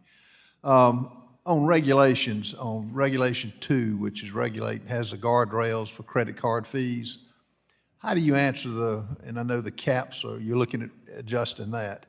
How do you answer the charge that this is really should not be, you're getting in the way of banks charging fees according to what their costs are? How does the regulations affect that, particular Regulation 2? Is this a Fed regulation we're talking about, Yes, or is this the CFPB regulation? No, this is, for my record, it's the Federal Reserve has finalized the routing restrictions and proposed tighter and adjusting the price caps that currently exist. Is that not right? It doesn't ring a bell with me. It may well be right. I'm not familiar. If you with could that. look at that, I know all the credit unions and banks have got some concerns on that. I will come back to you on that. Okay, I appreciate it. Do you need a letter from us? Or No, we'll come back to you. Okay, thank you. CRA, for those of us who have been involved with banking for a long time, the regulations having a clear set of standards that we abide by and know where to put the money to. When should we have regulations out that we can read about what's going to be acceptable and what's not? Sorry, I didn't get your question. The regulations on the changes in regulations for CRA. Right. What about it? I'm sorry, I missed your question. When are the regulations going to be out that we'll know, the banks will know what's acceptable for CRA and what's not acceptable? So the final rule, of course, is out. I think we're working on. There's a lot of work to do. The requirements don't really kick in, most of them, for a couple of years at least. So I think we're working on the follow-up regulations. Okay, that's real important for all the banks because they want to make sure they qualify and where the dollars are spent. They need to make sure that it's going into the right spot because the credits won't be applied unless that's it. The Fed now, where the Federal, I think, Reserve launched and is operating this now, how is the participation rate going with that? Slow, real slow. It's early days. There are network effects. These things they go slow until they don't. And it was the same way with ACH. You may remember back in the day. Right. So we're at fewer than 500 banks are in there now. We're working away at it. We expect it'll take some time, but it's there, and we think it'll be beneficial. We had a lot of support from smaller banks to build it, as you know. Is the pricing below cost? I don't believe so, no, not longer run cost. Okay. Okay, that's all the questions I have. Thank you for being here. Gentleman yields back. The gentleman from Nevada, Mr. Horsford, is now recognized for 5 minutes. I want to thank the chairman and the ranking member for this hearing, and to you, Chair Powell, for appearing before the committee to discuss the recently published monetary policy report. As we continue our work on behalf of the American people, we have to keep in mind that our mission here is to grow the economy from the bottom up and the middle out. It seems as if there has been a constant series of shocks to the economy, both domestically and globally, and yet we can all see just how resilient the labor market has been as it has maintained its strength. With a robust gain of 353,000 jobs, the January numbers are a continuation of the trend that Democrats in Congress delivered through historic investments in our workforce, putting people over politics. In light of this relative economic strength, I really want to implore the Federal Reserve to take stock of the holistic economic picture before making decisions on monetary policy, and to pay particular attention to those communities that have been historically left behind during times of accelerated recovery. I want to add to the questions from my colleague, Congresswoman Presley, Chair Powell. At a time where it has become increasingly difficult for working people and people of color in particular to purchase a home, I worry that rising mortgage rates will put working families even further behind on accessing the wealth and equity that a home provides. So what actions, if any, is the Federal Reserve considering to better understand and to mitigate the impacts that your Basel III proposal may have on minority borrowers who disproportionately rely on high LTV mortgages due to the generational wealth gap that persists? We've received comments, including many, on the mortgage changes, and we understand the concerns, and we're looking very carefully at that. Haven't made any decisions, but we will announce them when we have. Are you concerned that these shifts in risk weights will reinforce the decade-long retreat of banks from the mortgage market and push more originations to non-bank institutions? That's a question that people are raising, and it's something we take very seriously, and we'll be taking that into consideration as we decide about that change, that recommended change. Could you discuss why you feel it is necessary to include new requirements around operational risk in Basel III in light of recent claims that it will significantly increase the cost of or prevent banks from offering altogether necessary services such as underwriting, investment advisory, or insurance? That is one of the concerns that's been articulated about the proposed changes to operating risk. We take those concerns seriously. As I mentioned, we're in the middle of looking at these things, and then we'll soon, in the process of turning to the question of what changes to make. Well, I just would underscore the sense of urgency, because the longer there's uncertainty in the market, it creates really negative effects to end users, which are all of our constituents who are looking to see these costs come down. Let me shift. This Congress, under the leadership of Ranking Member Waters and former CBC Chair Joyce Beatty, I've made it a focus of my efforts to educate my colleagues and the public at large on the far-reaching benefits of increased diversity in the workplace, in our boardrooms, and in society as a whole. Despite the efforts by some on the other side to take away the very tools of economic opportunity that create inclusive work environments and improve performance, there has been a really misguided assault on everything from diversity, equity, and inclusion to other programs following the aftermath of the Supreme Court's ruling on affirmative action. So Chairman Powell, as you know, your Office of Minority and Women Inclusion has a focus on this. So as we anticipate the upcoming release of your annual report on inclusion, would you be able to speak to the necessity of collecting this data that minority and women-owned businesses are included in the board's contracting and acquisition opportunities? I do believe we collect that data, and we monitor that very carefully. And why is it important? Well, I think diversity in the workplace is an important thing, and you won't know how you're doing unless you measure it. And just as the McKinsey Institute released in their Diversity Matters Even More report, companies that have more diverse management teams actually outperform companies that don't. That goes to the bottom line of our economy, and I wish my colleagues on the other side would stop their assault on diversity, equity, and inclusion and actually work with us to grow the economy. Gentleman's time for has everyone. expired. The gentleman from Wisconsin, Mr. Stiles, now recognized for 5 minutes.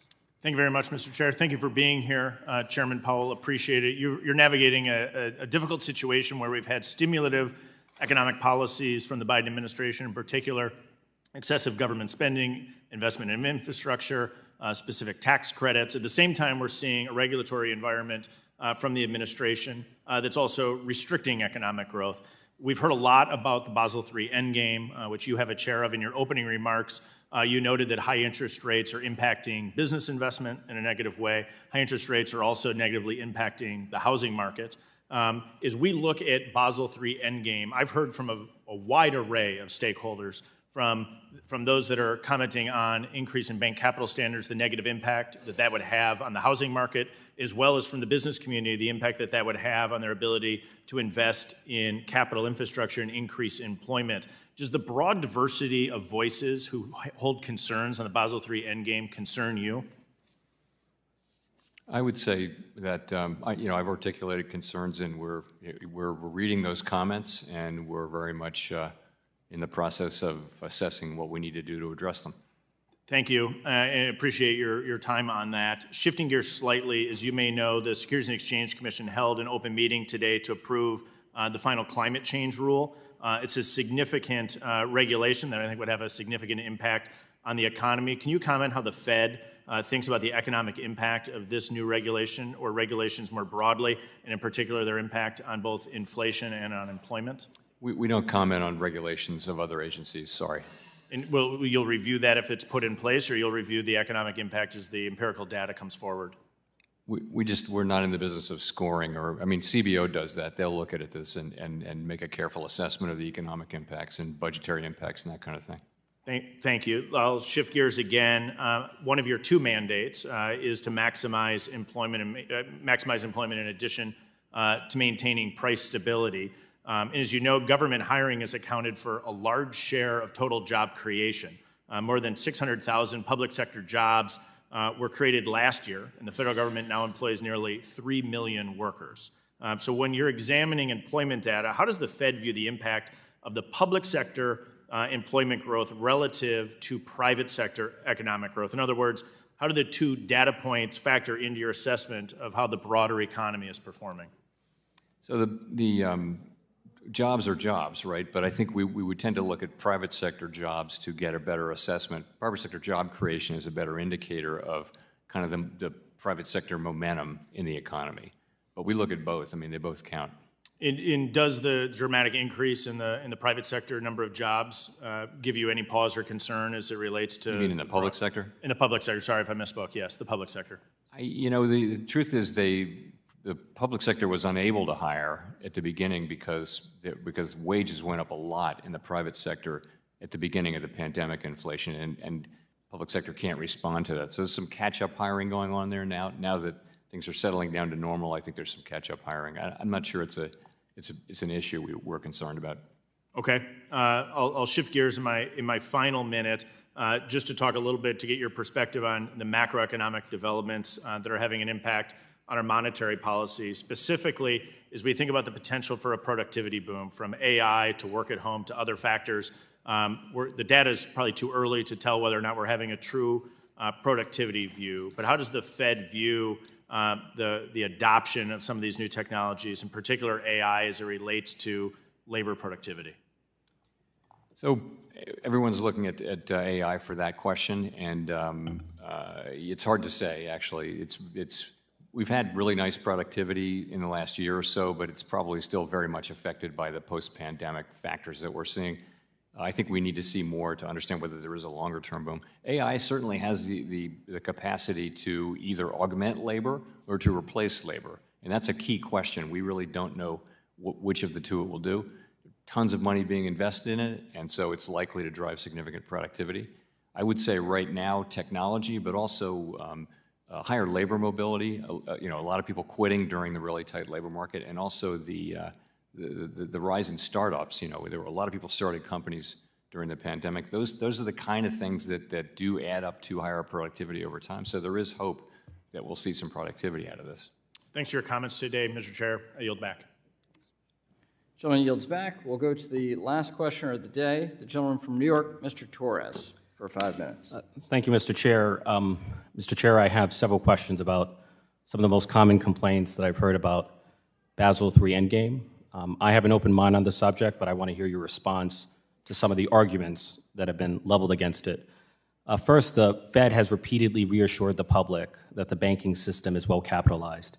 Yet the Fed is advancing Basel III on the assumption that the banking system is undercapitalized. So the first question is, how do you reconcile the Fed's repeat assurances about a well-capitalized banking system with Basel III's assumption of an undercapitalized banking system? The second question, if the purpose of Basel III is to align U.S. banks with their banking peers elsewhere in the world, why is the Fed imposing requirements that are more stringent than those prescribed by Basel III? In other words, why is the Fed, quote unquote, gold plating? The third question is, how do you reconcile Basel III's recommendation for standardization with Congress's statutory requirement for tailoring? Standardization would seem to be in conflict or in tension with regulatory tailoring. And the fourth and final question, do you think that Basel III could have the unintended consequence of reinforcing the trend toward shadow banking, which would mean less regulation, not more? Is there a sense in which we are transferring risk from the regulated sector of the financial system to the deregulated sector? So I bombarded you with 4 questions, and I'll give you the time you need to answer them. I'm going to have a hard time reading my handwriting here, but I'll start with yes to the fourth one. I'll give you that one because that is clearly a risk. We've seen intermediation activity moving out of the regulated system, and this has the risk of doing more of that. So what was, in a word or two, what was the one again? Just you said, and you testified, capital, yeah. Repeat reassurances about the capitalization of the banking So system. I addressed this in my remarks in the open board meeting. You know, higher capital is always going to add to safety and soundness, but there's a cost. Right. And so identifying the precise right level is very, very difficult. It's hard to do it objectively. I've said for years in these rooms that I thought that the level of capital in the U.S. banking system was about right. So I posed, and I voted for all these increases during Dodd-Frank, so I think it's a very fair question. We'll be looking at that. The second one was? The concern about gold plating. About? Gold plating? Oh, gold plating, yeah, no, it is, and I said this in my public remarks, that we're exceeding the minimums with this proposal, and we also exceeded what the other big jurisdictions are doing, and so that's a question. That's a good question. I'll agree. Okay, great. And the third? And the third is, I think you more or less, and standardization versus tailoring. Standardization of, it was something specific. Yeah, so Congress passed a statute requiring regulatory tailoring. No, that's an and do you think question. Basel III is in compliance with that statute? I addressed that in my comments too. I think you're right. We do need to take on board the lessons of Silicon Valley Bank as it relates to the smaller, large banks, but we don't need to throw away the tailoring that's required by the law, but also that is appropriate if we're going to have a diverse banking system. You know, the collapse of SVB was largely a story about liquidity risk and interest rate risk, yet the focal points of Basel III are credit risk, market rate risk, and operational risk. Like, what is your response to the criticism that the Fed should focus its energies on addressing the forms of risk that were responsible for the SVB bank failure rather than focusing on forms of risk that were largely unrelated to it? So I agree with that, but I would say we are working on a package of liquidity measures which directly addresses the Silicon Valley Bank situation. We've also taken a lot of supervisory actions with other medium and small-sized banks that had a lot of uninsured deposits and a lot of real estate risk and things like that. So we've been doing quite a lot on the supervisory section that it doesn't require new rules. And then finally, as you know, the crippling cost of housing accounts for a third of inflation. One of the most powerful tools for producing and preserving affordable housing is the low-income housing tax credit, which has financed nearly 4 million units of affordable housing. The banking system accounts for 85% of LIHTC investments, and there's a concern that Basel III, in its present form, would diminish the availability of LIHTC and the amount of affordable housing development. And so I'm just curious, is that on your radar, and is that something you're willing to examine? Yes, it is. So with that, I'll leave it at that. Thank you. Gentleman yields back. That's the final questioning of the day. We committed to the chair that would be done with a hard stop by 1 p.m. It's nice when we can honor our commitments. So I'd like to thank Chair Powell for his testimony today. Without objection, all members will have 5 legislative days in which to submit additional written questions for the witness to the chair. The questions will be forwarded to the witness for his response. I ask you, Chair Powell, please respond as promptly as you possibly can. And with that, this hearing is adjourned.